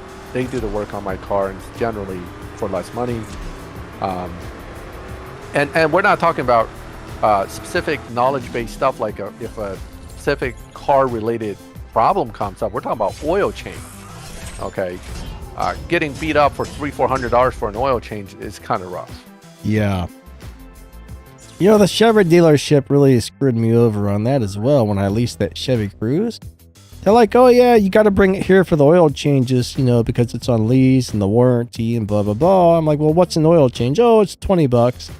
And then after I was about to drive off with the car, they're like, oh yeah, go out to the shop and talk to the guy about maintenance schedule. The guy's like, yeah, well, this car uses synthetic oil, so it's about $80-90 for an oil change. I'm like, that, I was so mad. I was so mad. They told me it was $20. Economy car, right? I mean, come on. So, but no, I'll never. Actually, the whole Chevy dealer thing, it was pretty awful. Like the whole experience with that Chevy dealership to lease a car, they did nothing but lie. I mean, it was really bad. I hate to say it, but the salesman wasted so much of my time and lied to me. He's like, oh yeah, I said, I need to keep the payment under X amount a month. He's like, oh yeah, we can do that and blah, blah, blah, blah, blah. I don't understand why, but we were there for hours. I actually had to come back the next day to finish the lease, which doesn't make any sense why it took so long. But he originally told me exact quotes on everything. And then when he came back with the contract 6 hours later or 8 hours later or whatever ridiculous amount of time it was like double the monthly payment and yada, yada, yada. I was cursing at the guy. I mean, I was so freaking mad. I mean, I was screaming in the dealership in this guy's face. Right. And then the guy who owns the place comes over and he's like, what happened? What happened? And I told him. I mean, I saw the look on his face. He was like, he pulled that salesman over and said, dude, go to the office. Like, you could tell he was mad too after I explained to him what happened.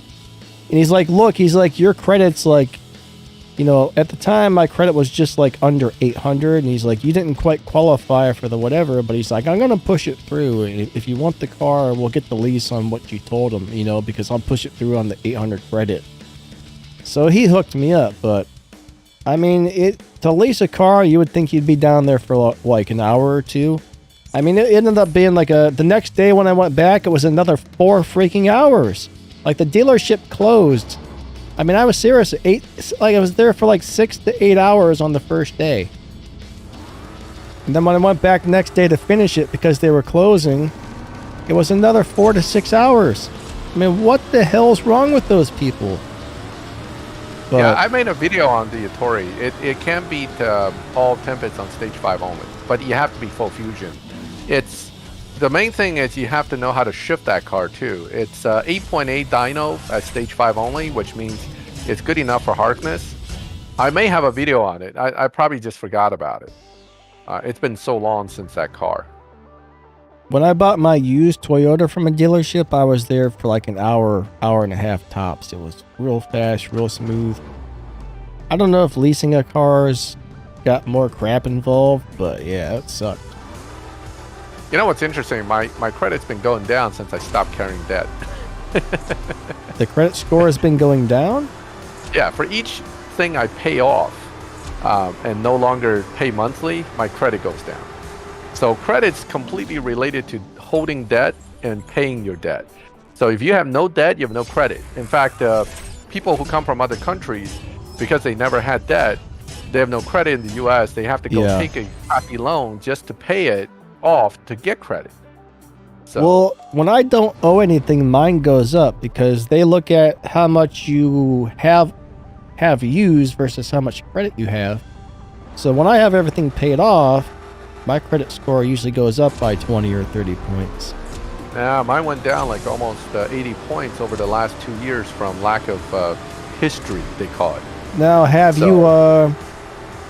you not used your credit cards at all, or canceled any of them? Like one credit card or two. I don't use a lot of credit cards, and I do pay those off every month. So again, the credit card. Unfortunately, one credit card doesn't help you with the ratings that much.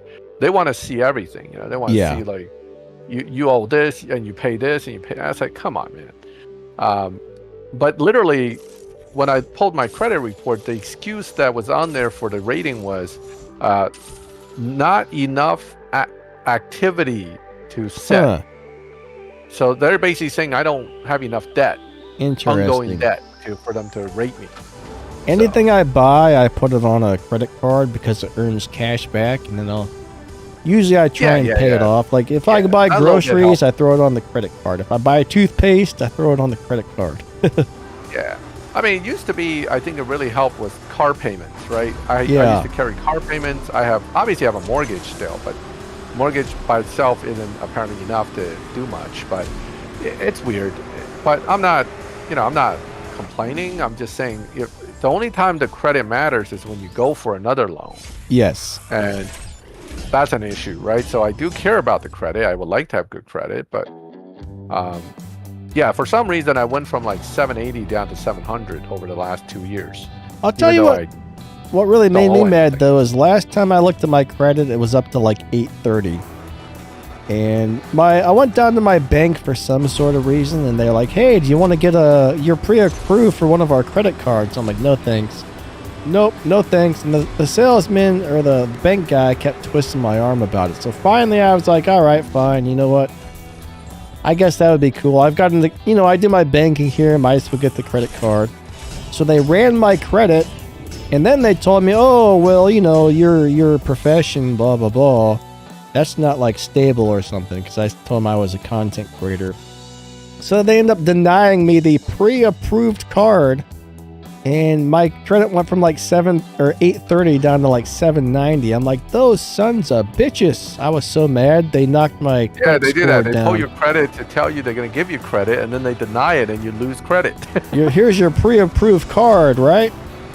Here's your pre-approved we don't think.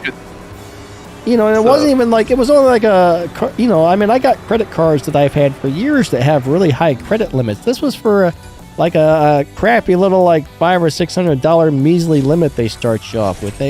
I'm like, man, you guys are crap. Yeah, I mean, I don't know. Don, I don't know what else. I mean, it could be that I forgot some kind of payment somewhere along the line. It could have been that, but I don't repay anything late. So I don't know what happened. In any case, it's irrelevant to me because I'm not planning to take any loans for quite a while to come. So if I need to take a loan, I'll prepare by getting a few credit cards and pay them off really fast each time to build it back up, like Odom is saying. Sad thing is it takes a long time. It takes a really long time. It's too, it's more stuff that people could steal your identity stuff. It's more to manage. It's more to lose. God forbid I drop my wallet somewhere. I don't know. But the only thing about having credit. The thing about having good credit is if you do get a house loan or a car loan, they often give you much better interest rates. Yeah, they do. It's a big deal. I mean, I lucked out on the low interest rate with the houses, and I refied at a really low rate, like 2-point-something%. And compared to that to today's, people are facing 9%, 7%. You're talking hundreds of thousands of dollars difference in interest. Yes. Yeah, big time. So even for a car, that's a big deal. So, your monthly payment for the car could be bumped up by like $100 just from interest. You know what was really crazy is I was thinking about buying a house several years back, and it was like around here you can get a decent house that doesn't need a whole lot of work, just a nice little small house for like 40, 50, 60,000. And I don't remember, I think it was like a $50,000 house, and I went to go get the loans and stuff. And they're like, okay, it's going to be, since you have a first-time buyers, blah, blah, blah, but due to the fact that you are a first-time buyer and your down payment's not going to be huge. You're going to have to carry like a secondary insurance. So I would have had to have 2 different types of weird house insurance plus the loan. And I'm like, okay, well, the payment was way more than they tell you it was going to be. And then when you add up, like, over the, what is it, a house loan, like usually 30 years or something. If you add over the payments of that $50,000 house over the 30 years, now it's like a $150,000 or $160,000 house. I'm like, well, what? I'm like, nope, no, Yes. thank you. No, thank you. Yes, but here's the difference. All that money you put in, when you sell the house, you get it back. Because the home values generally go up. That's true. Right? So this is like my neighbors bought their houses 15, 30 years ago. Okay. Talk to any of your neighbors that bought their house 30 years ago. Today's value of that house is at least double, if not more of it. And that's where you get it back, because don't forget, if you're paying rent, where does that money go? It goes to the landlord. He pays the mortgage and it goes to his house's value, not yours. Yeah. So ownership always, in the end, pays off better. On the income I was making at the time, I think I got on like Zillow and it says, oh yeah, the average house payment for this will be like $375 a month. I'm like, oh, I can afford that. But then it ends up being like almost $800. I'm like, oh, $800, I cannot afford that. After I paid the house payment and all my bills with an $800 payment, I figured out I would have had like $130 left over at the end of the month. And that's not including like, that's $130 for a whole month to do anything else I need to do other than just pay the bills. So I'm like, nope. Yeah. I've never had like a really high paying job. William, you don't have to pay capital gains tax. If a lot of times, if you're buying, so what happens is we're getting way off field from CSR now, but it depends. It depends on whether you held the house long enough, whether you're spending it to buy another house. I mean, there are all kinds of things your accountant can do for you to avoid that, paying all that tax. So, this is where you want to talk to your accountant before you sell your house too, because naturally you want to make sure you don't get hit with all that. Yeah. Mojo Money Man, what's up, buddy? Levi says, is getting a credit card worth it? Well, that depends on the person. Now, you gotta have self-control. Yes. And you gotta be one of those guys that pay everything on time. The interest rate for paying late on credit card can go up to 20%. Yes. So I had a friend, this is a college story. I had a friend who likes to use his credit card in college, right? And he only paid minimum throughout college to keep it going. When he graduated, it took him another 10 years to pay off the $5,000 original charge he had on that credit card because of interest. So you use it to build credit, but you got to pay it off. You got to treat it like it's still a debit card, but that you're using it for the purpose of building credit. Generally, you wanna buy stuff and pay it off right away, or you're gonna end up spending a lot of extra money. Now, one thing is, somebody might get their first credit card. Let's just say you get a credit card that has a $10,000 limit. Some people will just be like, heck yeah, and they go out, and over the next 2 or 3 months, I'm going to buy this, I'm going to buy that, I'm going to buy this, I'm going to buy this. I won't have to pay for it till later. Cool. Next thing you know, they've maxed out that $10,000 credit card, and they're like, wait a second, how am I going to pay for this? And then, you can really screw yourself up if you don't have a lot of self-control. Yeah, you got to have money management sense, a little bit Yes. at least. You don't need a huge amount, but you need a little bit. Common sense, as they call it. When I was 18, I think I got my first credit card, and then I got a second one, and I think they each had like a $3,000 limit. I went and I maxed both of them out. So I was like, oh man, now I owe $6,000 on a credit card, plus I have a car payment. I'm like, I should have never got this credit card. It took me a while to pay it all off. When that interest rates start kicking in after and you're paying minimum, now this is the kind of customers they want. They got you, right? Once they got you, you're theirs. You're their slave that's going to pay them forever. If it's going to take you more than 2 to 3 months to pay off that credit card, do not. Yeah. Do not. Don't spend it. Yes. Don't spend it. basically don't use the money unless you have the money in the bank or in your pocket that you could pay off that credit card with. Yep. So, you know, all right, Minutu, have a good one. Like for me, you know, I mean, if I need to buy some new YouTube equipment, let's just say I need to spend like $1,200. Okay, I'll put the $1,200 on the credit card and it'll take me 2 to 3 months or something to pay it off. And you know, I mean, I pay a little bit of interest, but it's not horrible. But if you're one of those people that's going to take you a year or 2 years or 3 years to pay that off, yeah, you're going to pay a lot extra. Well, so I gotta pee. Management get a credit. I'll be right back. I gotta pee again. No problem. So Hala, if you're having problem with basic management of things, I would say credit card can be really risky to get. But the reality of living in the U.S., I know some of you guys are from overseas, but the reality of living in the U.S. is you need credit, and you need credit cards to get credit. So it's a necessary evil in the way I see it, right? So unfortunately, you got to do that. Now, Jimmy, I believe Denny, because of his health issues, YouTube is his job. Okay, so for Denny, that is his career in a sense, because he needs. This is why I'm here supporting him, because I know that he needs this, and it's important to him to have a good live stream, a good channel with a lot of you guys supporting it. But yeah, so when he gets back, he'll let you know for sure on that. And on my end, I deal with real estate. I actually, I help developers develop real estate, and I deal a lot with like land use change and all that kind of stuff. So, transactional real estate. So I'm actually pretty familiar with real estate stuff. That's my regular job.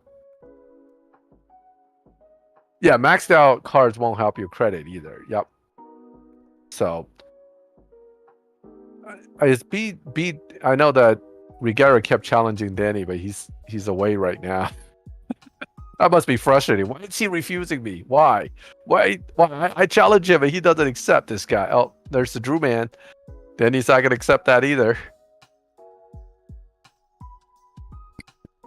Yeah, you gotta hit the like button, guys. You gotta really, try to give Danny as much support as you can. I'm back. Hey, welcome back. So I was just answering the question from Jimmy about what our real job is, and I told him more or less this is your job. I mean, you're making right now. This is the only way that you're getting an income stream. So yes, that's why we're here trying to support you. Oh, there we go. He's challenged you like 4 times already, did he? I got a lot of unfortunately, I got an autoimmune disease. I have a bad thyroid. I have celiac disease, and I got all kinds of health issues. And I can't even, like, the reason I'm not on the camera for the live stream is I can't sit in my chair all day long, or I just spasm up and lock up, and then I won't be able to move for 3 weeks. So my immune system basically attacks my own body, and it's not fun. So I try and make a living off of YouTube. Yep, and that's important that you're actually making the best out of the situation, Danny. And that's, I'm quite impressed with you, and that's why I respect you for doing that. Because some people would take that situation and just kind of cry about it and lay on bed and don't do anything. Here you are working hard every day trying to build a YouTube. And YouTube's not easy. I don't know. Whatever not. People say, YouTube is not easy to build. Not at all. Yeah, you got to be lucky and you got to be good. So it's not that easy, guys. Yeah, like I've been trying to start a 3rd YouTube channel for a while, and I don't know, I got 2 gaming channels that are doing okay, but every time I try and get a 3rd one going, it's just, I get some views here and there, get some subscribers, but it just doesn't really, never takes off yet. What I'm doing right now, it seems like it's starting to pick up a little bit, which is cool. I think people are starting to find on my audio and tech channel. Some of those videos are starting to get a few views, so that one's starting to catch on. So I'm kind of hoping that it keeps up and then takes off. Because I mean, even on a brand new channel, I don't care who you are, unless you're super lucky. I mean, a lot of channels, even some of these big YouTubers, it took them 1 or 2 or 3 years for that channel to go from a small channel to a huge channel. So yeah, it takes time, and again, it has to be the right topic, it has to be the right content. There's there are a lot of factors. Now, games like CSR, unfortunately, there's not a gigantic following on YouTube for this game compared to like some other games, you know, so. Yeah. I mean, and also a lot of the big gaming YouTubers, they have the game do different games too. They're not just focused on one app game, you know. Yeah, like some of these guys are I recently reviewing found a couple of this one guy who was giving out YouTube advice for gamers, and his big channel is big, millions of subscribers. I can't remember what his name is on his second channel that gives YouTube advice, but one thing he said is if you make a channel and you're only playing one game, you're only getting a very small portion of people. He's like, if you're playing shooter games, you don't want to play one shooter game. You want to stick with shooter games only, but play several different. If you're playing horror games, only play horror games. If you're playing car games, you know, he's like, you need to spread out. Even if you start off at first with one game, eventually you need to spread out. So that's got me thinking, but at the same time on this game, if I start spreading out, it's hard to get enough. As much new things and stuff is coming out constantly, it's hard to keep up with it all and get enough stuff out, making videos daily. So I'm not really sure like how you would go about spreading out on a game like this without, you know, I don't know.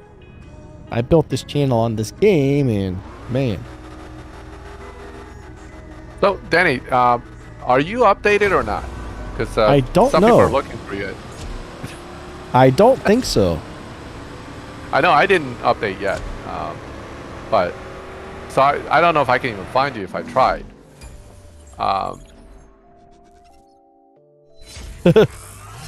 William D's talking about a girl with a cute butt or something. Are you saying, you know, we're saying it's hard to get YouTube started. He said, unless you're a girl with a cute butt. So that's, I mean, to be fair, that's probably true, but I actually tried an experiment once to see if my videos would get more views where I put some photos of some hot chicks on the thumbnail, and surprisingly that didn't get more views. I thought it would. I was like, I bet this will grab more views. Did not. I should try that again one day and see if those get more views. Just yeah, but you gotta have content within that also has that, not just a thumbnail. I mean, people click on the thumbnail and see, and the start of the video is like you talking. That's they'll instantly click off. But I don't know. You would think you would get more views though, right? Yeah.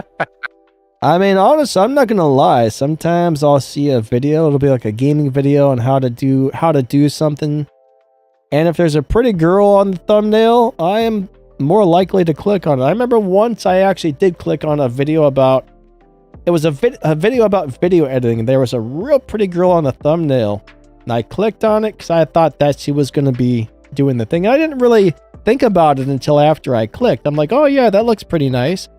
And then it was a guy doing the video, and I instantly left. I'm like, hey, that's not the... Then I was like, oh, he just clickbaited me. I clicked on that.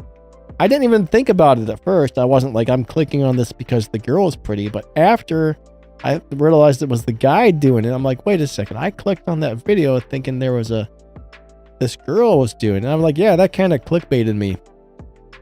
Yep. So I don't know. Yeah, I'm not into clickbait stuff. So, you know, that's part of the...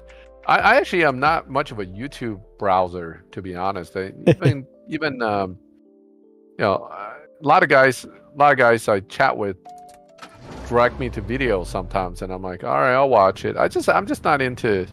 Yeah. The only time I search YouTube is when I need a specific question answered, and they're the DIY how-tos. Those are the kind of videos I tend to watch. Like, I wanted to swap the steering wheel, so I went and looked up this particular car, the particular guy that made a video on how to swap the steering wheel. So that helped me a lot, so I can do the work. Same thing with my tail lights and some other stuff. So that's the kind of videos. And how to prepare your mulch bed for whatever. I mean, hey, I wanted to do a project in my front yard, so I had to look that up. Yeah, the thumbnail I did make though, I still had my picture on the left, but on the right there was just like a girl, like a pretty girl with like a flag or something standing next to the car, you know?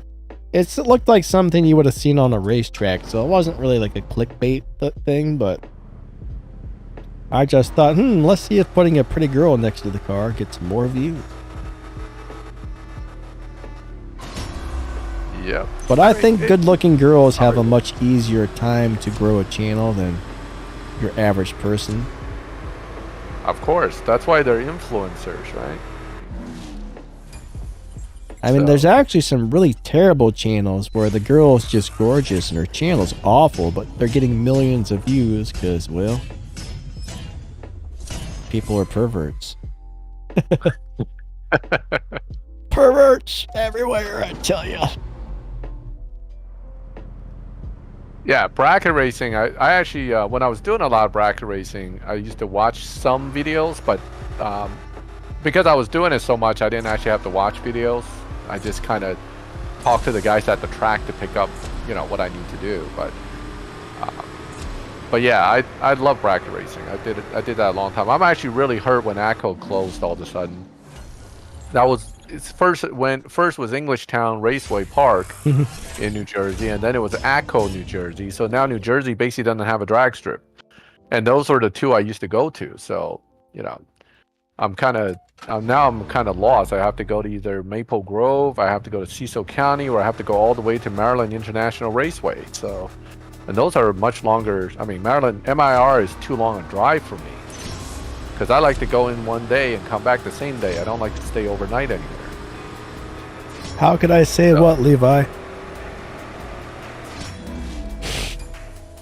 Gilbert says something sucked.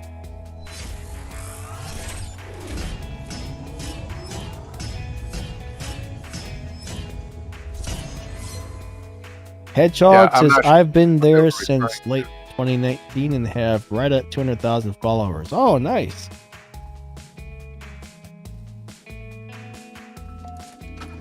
Oh, yeah. Don's nice very active on TikTok. Yep. 200K, very good.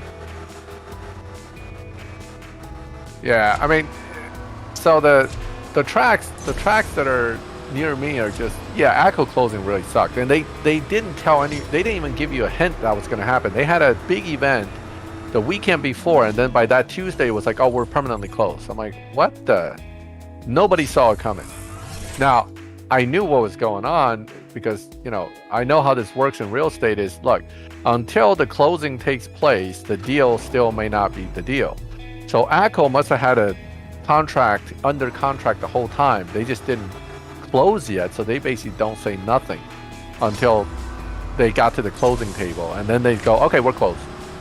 Yeah, the owners, these owners are new owners, first of all, and I think they were operating it pretty well, mainly to keep the value up or getting rid of it. And they did. Now it's gone. I've actually never really been to Twitch. I don't know much about Twitch.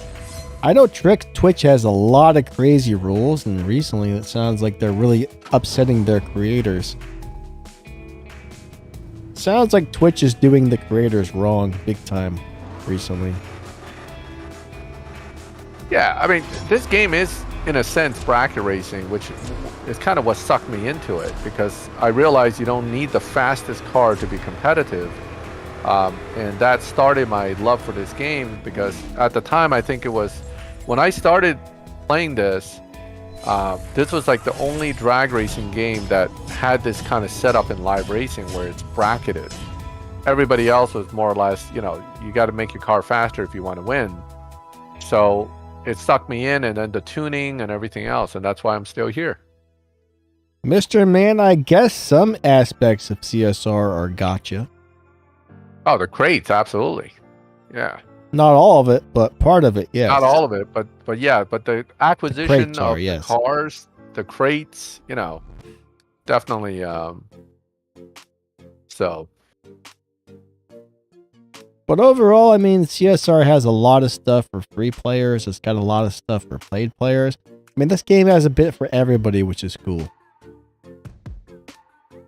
Yeah, it's not bad. Hey, Christian, welcome. The only thing that sucks is recently they're starting to make so you don't get free crates as often for certain events.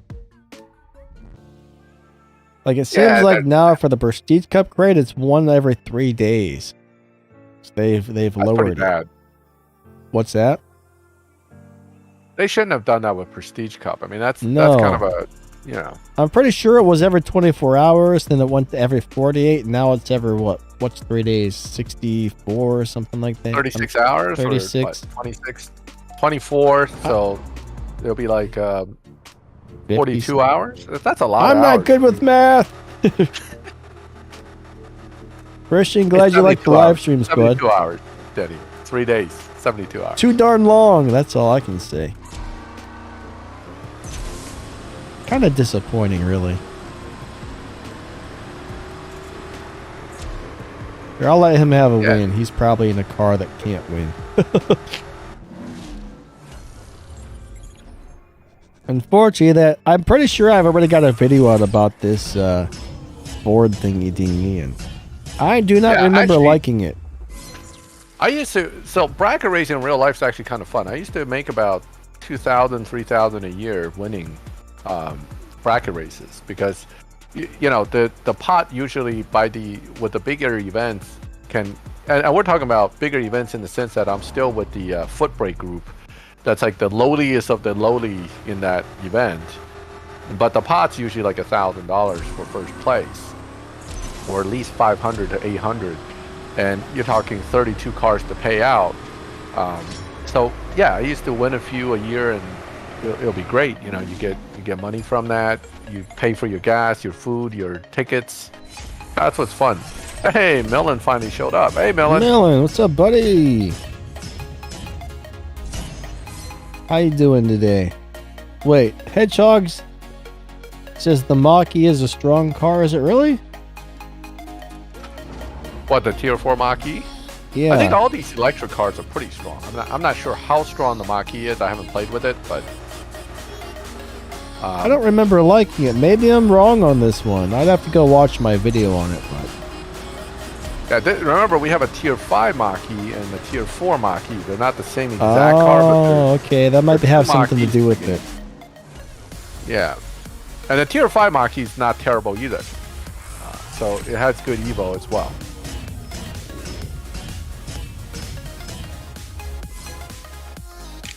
Alright, so it's got some Evo drops. So that makes it a little bit easier to kind of manipulate the dyno and make that car more viable. Oh, it got weird there for a second. Yeah. Oh, it didn't work.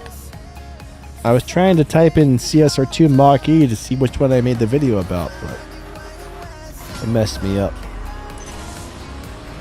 So this one here, this Lamborghini is one of the first electric cars they released in the game. I really like it. A little tricky to launch, but that thing is a dyno beater if you tune it a certain way, and it actually isn't bad. It's not as good as some of the newer electric cars, but definitely viable. I still use it to this day because I can take it into live lobby because it's unusual. People do race it, and it does it does it well. So.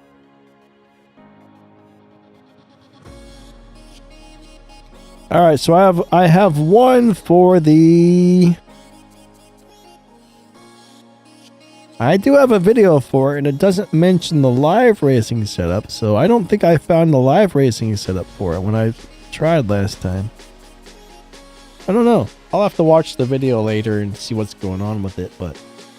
Yeah, I have to mess with that Tier 4 one. I just don't like electric cars because the way they launch, so I haven't really made too much effort to tune them.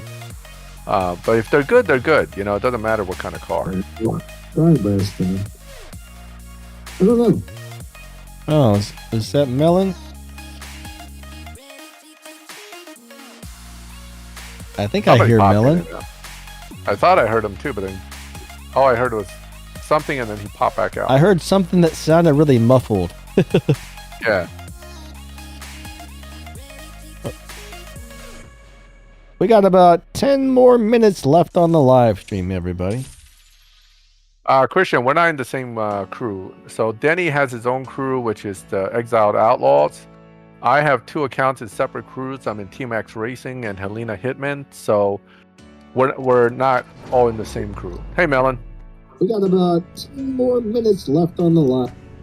Hello, guys. Hey, Hey, how's it going? I just got my round, so I'm sorry I'm late. I mean, nobody missed me, did they? Just got a run. I'm just late today, so one of those days. Hello, everybody. I'm really sorry I'm late, but that's what it is. Anyway. It happens.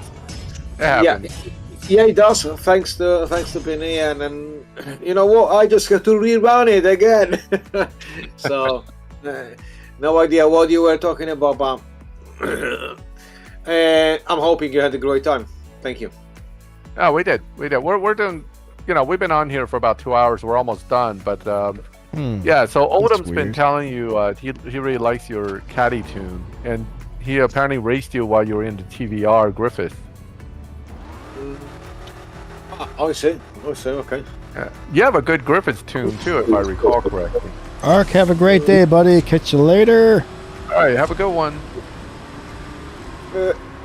Max, as you know, some of our crews, some of our crew members still use the tune for Griffith. Griffith is fantastic. The Griffith tune. Yep. It's one of the best cars ever in this game. There's no question about that. So, yeah, I love Griffith, and I think it's one of the best here for cars. Full stop. In the lobby where my Griffith stands, which is sort of 11, 8, 12 seconds, it's one of the best cars you can have. Oh, Denny's in 12 right now, but I think he's updated. I don't know if you can find him, but he's in 12 at the moment. Okay. I didn't update yet, so I know I'm not going to find him. But he. Someone said they updated and Denny's in the lobby with them, so he must be updated. Yeah, I'm pretty sure I could have swore I have it not to auto update, so I'm not sure how that happened, but maybe it's my phone that doesn't auto update, but maybe the emulator does. I don't know. Yeah. So Christian, both of us are in milestone crews, which means we hit the 20 million at minimum, and sometimes we hit like the next one up or two up to 35 million for the 2 gold keys. Yeah. So yeah, we get a lot of the rewards for the season. We primarily the car, and then anything else is a bonus. Yeah, my crew has often hit somewhere between 30 and 35 per season. Lately, we've been doing a little less, but we still get up in the 30s. Usually, I think. I'd have to look again, but we used to have a lot of guys that would make like 2-3 million a season. Now we got a lot of people hitting like 1.5, maybe 2, so it's still good. I mean, I look at it this way. I play the game for fun, and we just want to get the prize car. So if we hit 20 million, that's awesome. If we hit more, even better. Yep, that's the same way we are. Although, my Helena Hinneman's been trying to shoot for 30 to 35 because a few of our top guys really want those gold keys, which is important for if you're playing free, you want those gold keys. So yeah, but again, the goal is always the 20, and if we can hit 35, that's great. If we don't, it's not going to kill you. But if you have a bunch of guys doing 2 million plus, your chance of hitting 35 is pretty good.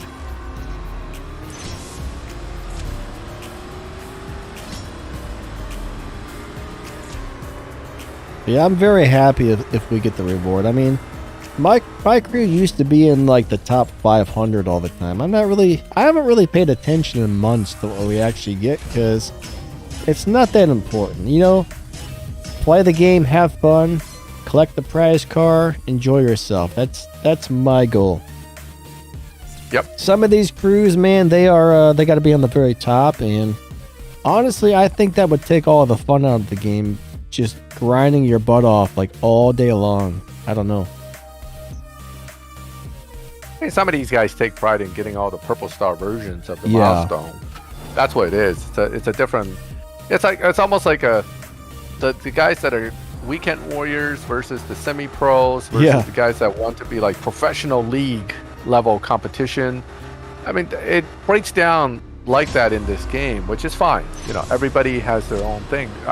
I talked to some top crew guys before, and they're really into it. Like they want to win, they want that purple star car, and they don't mind. You know, the individual players, they actually don't mind. They don't feel like they're grinding. Let's just put it that way. They feel like they're shooting for a goal and they're getting there. Takes a particular kind of personality, and Yes. you know, and I'm not that type. Like I don't have the energy and drive to go for it. And time also. Let's be honest, Max. It takes time. It takes Yes, it time. does. Yeah. Yep. As much as they can try to, you know, coordinate and do other things to minimize. I was telling Denny in the beginning of the stream, you could cap in a 150 card if you plan it right and you have another account that basically takes the punishment. But you know, again, it's coordination, it's time, it's a lot. So, and then every day, if that card runs that time, you got to make sure you don't have other things in life that's going to interfere with that. And that's that's then very it started true. to feel like a little bit like a job, because you know that's how I manage my work. Because appointments and stuff needs to be done, it needs to be done. But when it's a video game, I'm not gonna stress that much. You know what? I've been in top 50 crew before I met you, actually. Yeah, that's right. Yeah, you come from a top crew. Yep. Yeah, exactly. And you know what? So to me, you know, get 2.5, 3 million was, you know, just was normal, quite normal. Right. But I get so frustrating when I just, let's say, couldn't cap every day. It's just too much work. You know, Yeah. well, you've got a private life, yeah. Like you said many times over, Max, and I'm glad you just mentioned this. This is supposed to be fun, right? That's what we're playing the game for. It's supposed to be fun, but I felt, you know, to cap every single day, it's not fun. No, not at all. It's like a second job. I didn't like that. I didn't like that at all. That's why I left. That's why I left top 50 crew, because it was just too much. I couldn't do it. I just couldn't keep up, and so yeah, that's why I met you, and then that's why I moved Hella and Hateman, because we sort of, you know, normal, let's say normal people, and like I say, it's just too much. It's just too much. Sorry, I only play games for fun. I usually actually play video games to decompress from my work stress. You know, I look forward to sitting down with my game to play a little bit, to kind of take my mind off of other things that stress you in life. So yeah, so for me to then have to, you know, plan around the game and stress about when I have to be on, and did I miss this card? Did I miss that? That's just too much. That's something I don't need. And that's really why I am not a someone who pursues Showdown very aggressively, because again, I'm trying to decompress, not to raise my stress level. And Showdown, as fun as it is, if you get competitive, and I'm competitive, I'm not the type to like to lose, that raises my stress level, you know, because I want to win. If I'm going to compete in Showdown, I want to win. And that kind of makes it stressful. Live racing, because you know, I've tuned so many cars, I kind of know what I'm dealing with, and I have lobby advantage. It's not that stressful for me when I race in live. I just, you know, and if I really just want to make points, I just play with my 2 F1s. I don't actually race anybody. Wait, do I have this car? It says I have the V12 Speedster. How did I get that? Oh, it was probably around from another event. You remember when the DB R1 was available as a I think there was an ability to pull that V12 Speedster at some point in the past. So you must have pulled it, but just didn't build it. So great, you already got the car, man. Now you have to build it. Now you have to do it. I might actually do that. Yeah, get this car. I put a video out last night about the live tune for the V12 Vantage. I'm telling you, it's a good live racer. It's, you know, there are not that many Astons that are really good in live, and this is one of them. I hate spending my game cash, but you know. Oh, you got enough. Come on. I can never have enough. I have way less on my second account, and I'm spending it. So I am my attitude is, Danny, you spend on the right car. It's not spending. it's investment into having fun. If I'm spending on a crappy car, that's spending. That's when I'm kind of like, oh, Yeah, sort of waste of money and resources. But Max is absolutely right. That V12 Vantage is a pretty good life racer. Yeah, and you don't need and you don't need any stage 6 for it. So as a base, as a start car, it's really, really quite good car. So if you got money, guys, go for it, because it's pretty good car. And then, like Matt just said, I think Max, your video is just out now. So guys, just watch the video. Max done it well, as always. He does. And this is honestly, this is a decent car. Decent. I wouldn't say it's fantastic, because it isn't. Right. It's not a top tier live racer. Exactly. But this is one of those. Good. Yeah, definitely for Astons. This is one of the Astons you can just use every day, and then you're gonna win a lot. So decent car, very, very decent car. Yeah, no, I love Astons because you can get fusions from the dealership. If you really struggle to get fusions for Aston Martin, you could save cash and just buy the Vanquish and strip it. But Aston Martin fusions are pretty plentiful. And we have that legend car that's an Aston, so you tend to get some fusions out of those things. It's not this, is it? Ultimately, it's not bad. It's not this thing, is it? The Speedster?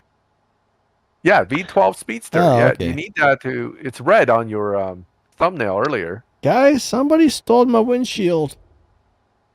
Yeah, that's the one. You got to build that. That'll be your last car. Now, I finished the event, and I felt that the regular challenges for the Speedster wasn't that bad, but you do need the other 3 pretty well built for those final relays. Otherwise, your Speedster won't be up to par if it doesn't have stage 6s. Mm-hmm. But I think you can almost make it through with no stage 6 on the Speedster. But your other cars have to make the relay. Why are the graphics on this map so much better? Yeah. Yes, there was a glitch in this car. I'm sure. I'm sure they were, because I've got this 5 no star car. Danny, I wouldn't build that one. There is something wrong with this. His is no star? Yeah, he has no star. I do remember. Yeah, I do remember a few months ago we just get sort of 5-star, as a gift from the Natural Motion. That's how I did that. So is there something wrong with it? Well, no stars, Danny. You're losing fusion slots. You don't want to mess with that card. Yeah, exactly. Do not build that one, because you won't get anywhere with it. Interesting. So you should be able to get a 5-star one, the one we all do. Oh, yeah, you pull it from the crate. I'll tell you guys, I actually recorded my polls. I was going to put up the video, but I was tired, so I didn't do it. On my second account, freaking Donna trolled me with the first poll. I had a 5-star on the first poll, and it was an Audi. I was like, you know what? Now I know after that, she's not going to be nice to me and give me the car. So, of course, it goes to loyalty after that, right? I was so disappointed. I'm like, oh, this is going to be a short video. I got it on the first poll. And no. It was an Audi, and it's not even a good Audi. So, and it was gray. No, it was silver. It was a silver Audi. I was so mad. So anyway, I did record the video. I'm just debating whether I should even upload it. But, man, that was disappointing. Yeah, it only holds 96 fusion parts. Yeah, that's no good. Don't even mess with that. Exactly. I'm glad you said something. I didn't even notice it didn't have stars. I didn't even pay attention to that, Danny. I mean, the viewers caught that quicker than both of us. Yeah. So. Danny, if I remember correctly, they just gave this car to everybody because they knew there was something wrong with the car. Yeah. So you should have this car for free in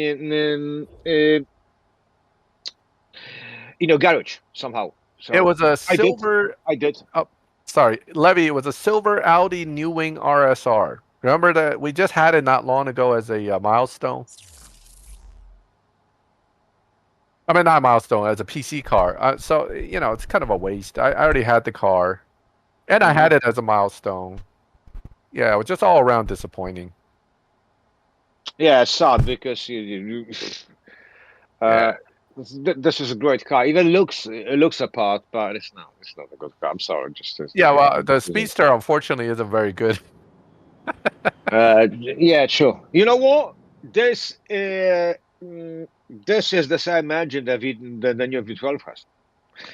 Of course, I mean, in a real life, it has nothing to do with the game, of course. But this is the same block of that V12 Vantage have, which we just talked about, and Yeah. we agreed is pretty good because it is.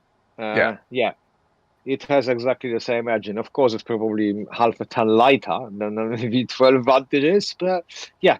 I'm sorry, this is just what it is. So, Danny, you're Danny, not look. upgrading that, are you? I see you have the upgrade available thing up. No. Let's go pull the car from the crates. Oh, okay. Oh, No, Danny. Max is absolutely right. If you just start building Yo, a no, no I'm not star gonna. one, it just doesn't make sense. Don't build that You're not one. gonna get Vantage because no, you just won't. There is a glitch. There is something wrong with it, and like I said, they knew about that. I That's why like we how it got has helmets in the 5-star back. one. That's kind of cool. I'm looking only at the upgrade available screen frozen on my end. Did I do something to freeze my stream? No, I don't think so. There's a Oh, delay. The here's stream back. always has Oh, delays, so yeah, it's pretty obnoxious, but yeah, the car actually looks kind of cool. I mean, I'm not, no windshield means that you're gonna get bug and rocks in your face as you yes, drive it on the I- highway. you gotta wear Yeah, those exactly. helmets.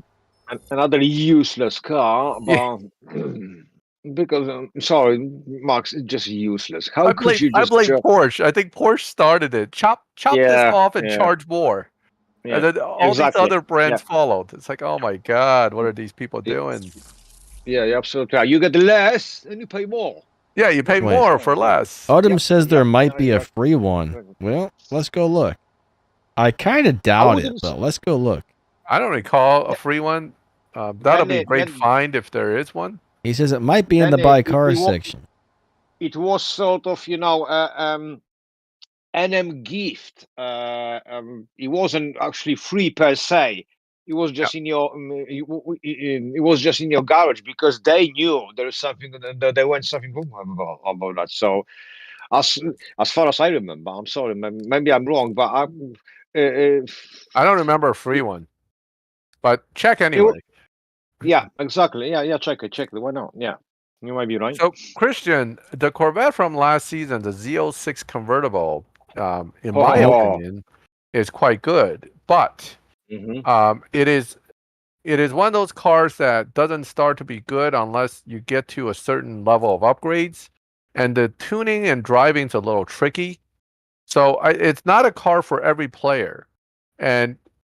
But if you have stage 6 transmission, it's really good. If you don't have stage 6 transmission, I have a stage 5 set up on my black one right now. It's viable. So it's, you kind of have to, I would say yes, it's good. But if you have another two you can strip, they're the same car. The other Milestone Z06, and this is basically the same car. Max, did you actually build the one we just get? Because I didn't. I only I'm just partially built it. I haven't messed with okay. it too much. But, Okay. Because yeah. Because I'm just about to I think stage 4 training. I just done TNT. Right. And to me it looks like the reskin of the normal one, but at this point I cannot tell because I didn't build it high enough. You know So I what? can. Let me go. Let me go match my other one to it, and let's take a look. See what if the Evo's the same. Let me go do that right now because I right. suspect they are very close, if not identical. Because you and I talked about this. I don't think Natural Motion is going to Yeah. program a whole new one. Yeah. Yeah, exactly. Yeah, exactly. Yeah, I know we had that discussion about the guys now. They would like to know. I just don't know because I didn't build it up. Yeah, I have like 3 Z06s built, so it's easy for me to. Do you want me to switch to your screen, Max? And not yet. Let me. our let me stream time is find- just about up, guys. So we'll do Yeah, we're this, and already then we're past. gonna call it quits after Yeah, that. we'll do this one, but I have to jump around a bit because the black car is in garage 100 something, and Oh, the Lord. other ones are in garage 7. Oh dear Lord. Yeah, so that's why I said don't jump to my screen yet, because That's all a you're gonna lot see of- is me scrolling. It's a whole lot of garages going on. Yeah, it's in the garage 110. Good And Lord. and because I'm scrolling garages, my game just crashed. Ah. Yeah. The game does not like me scrolling through 100 garages. You know what? Okay. You just keep doing what you do. That C16. Oh, Fella, Hala said it's a reskin. Yep, he built it. I would Yeah. say it is. I would I say would it think is. it's a reskin too. It makes Yeah, sense, you yeah. know. Yeah, exactly. And if If it is, If it's a and reskin, then the short answer is yes, it is a good car to build. it's very good car. Yeah, Yeah, one of my very good favorites car. Yeah. actually.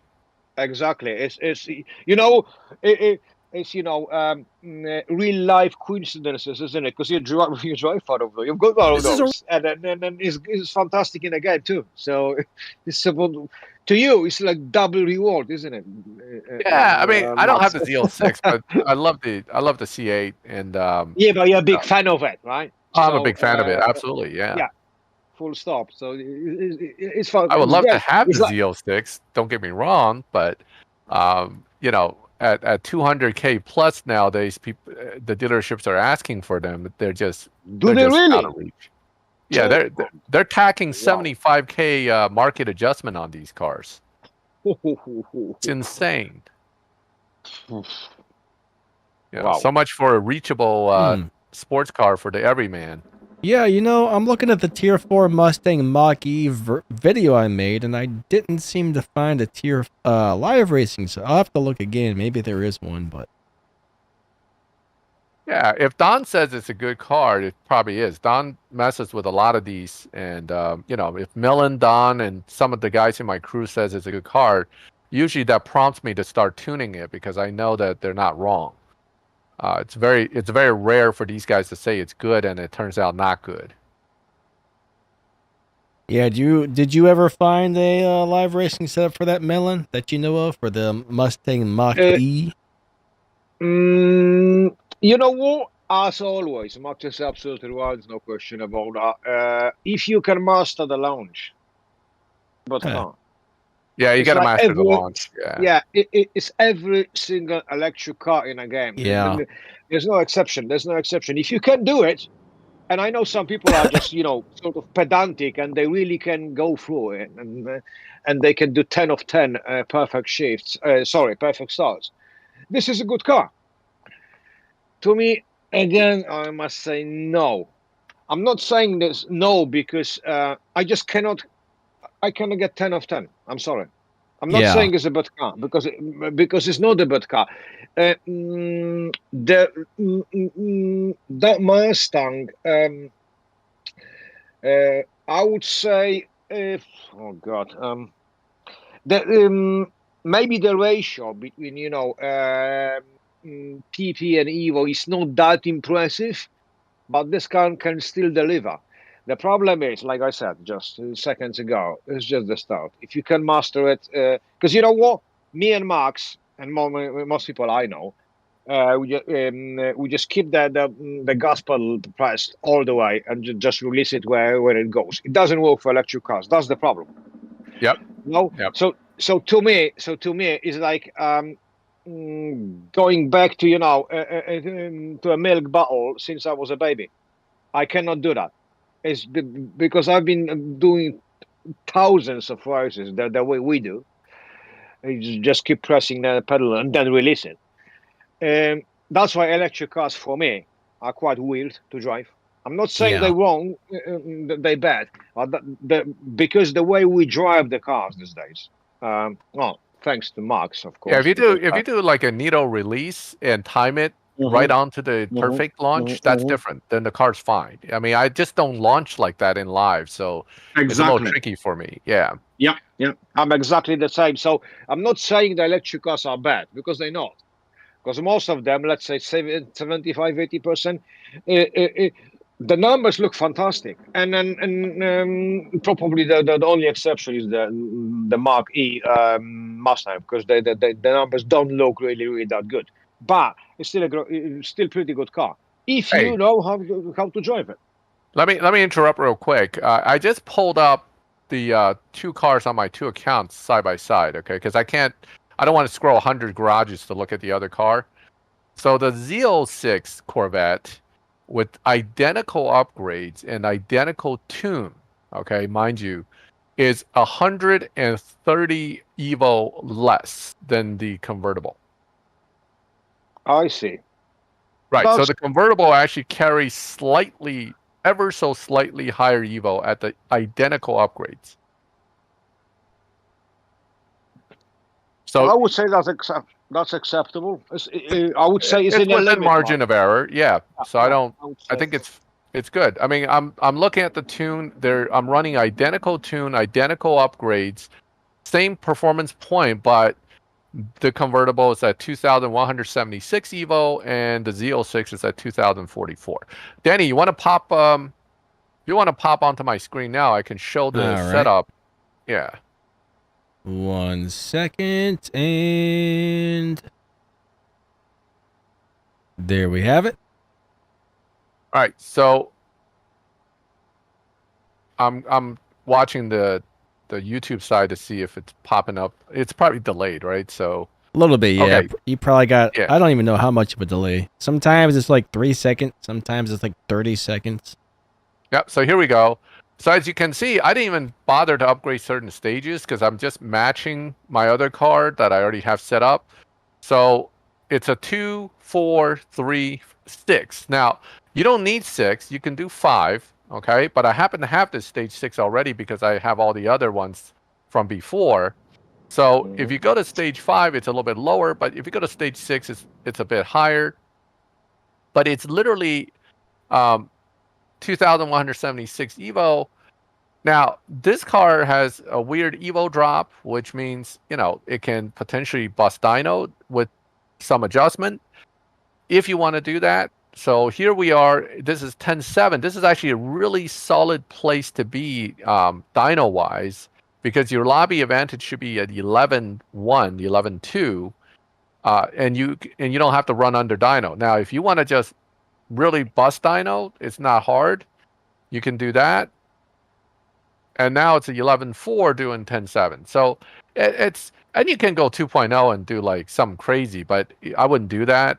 But bottom line is, this is a flexible car that can give you very good live racing capabilities. It's a little bit tricky to drive, though. I forgot. It's like if you nitrous too early, it's slow. If you nitrous too late, it's slow. If you get a 0 RPM drop, it's slow. So you do need to learn how to drive the car, well. But so again, 10.7 dyno. I don't know what lobby I'm in. I haven't tried to race anybody yet, but you're in 11 too, Max. Yeah, so it's 11, right? I mean 11. Yeah, that's what I expected. So that's exactly where this is. You could push this car probably back one more lobby if you drive it carefully and drive it slow and 12-2, like 11-2s to win. This is my lobby. I'm telling you, that's 11-12. This is my lobby. This is where I am. Oh, okay. So you know that lobby. So exactly. So that's what I'm saying. Yep. You have lobby advantage. Your 10.7 car, your 11-second lobby, just like the Aston Martin. You have about like a 2/10 lobby advantage. So it's a good car. This is a good car. One of my favorites. And in this particular black with red and red seat trim, I mean, this just looks good. Cool. It's a good. Yeah, it looks fantastic, isn't it? Yeah, it's a fantastic looking car. In fact, I like this one the best out of all the Z06s we've collected. Yep. So. You know what? Very rarely, we've got by the computer, by the game, we've got a car. Yeah. Way so much. You know what? If I've got this car and I could, let's say, change anything, I probably wouldn't. It just looked great. That combination, that black, it just looks fantastic. It's menacing looking, and a little bit of red highlights. The wheel with the red. Oh man, it just looks good. All right, we need to wrap this thing up. I got to get up and. On that note, get some stuff going. So yep, I think that's it for today. Thank you, guys. thank you. Yeah, we appreciate all of you guys coming out. Maximilian, awesome to have you guys here. But I think we're gonna end this thingy dingy. And yeah, we'll be back. I'll be back on Friday and of course again next Sunday. So hope to see you guys there next time. Thank you so much for watching. You guys are amazing. Anybody who donates or channel members, thank you. Everybody who watches the videos and just hangs out on the streams and stuff, thank you guys as well. We definitely appreciate it.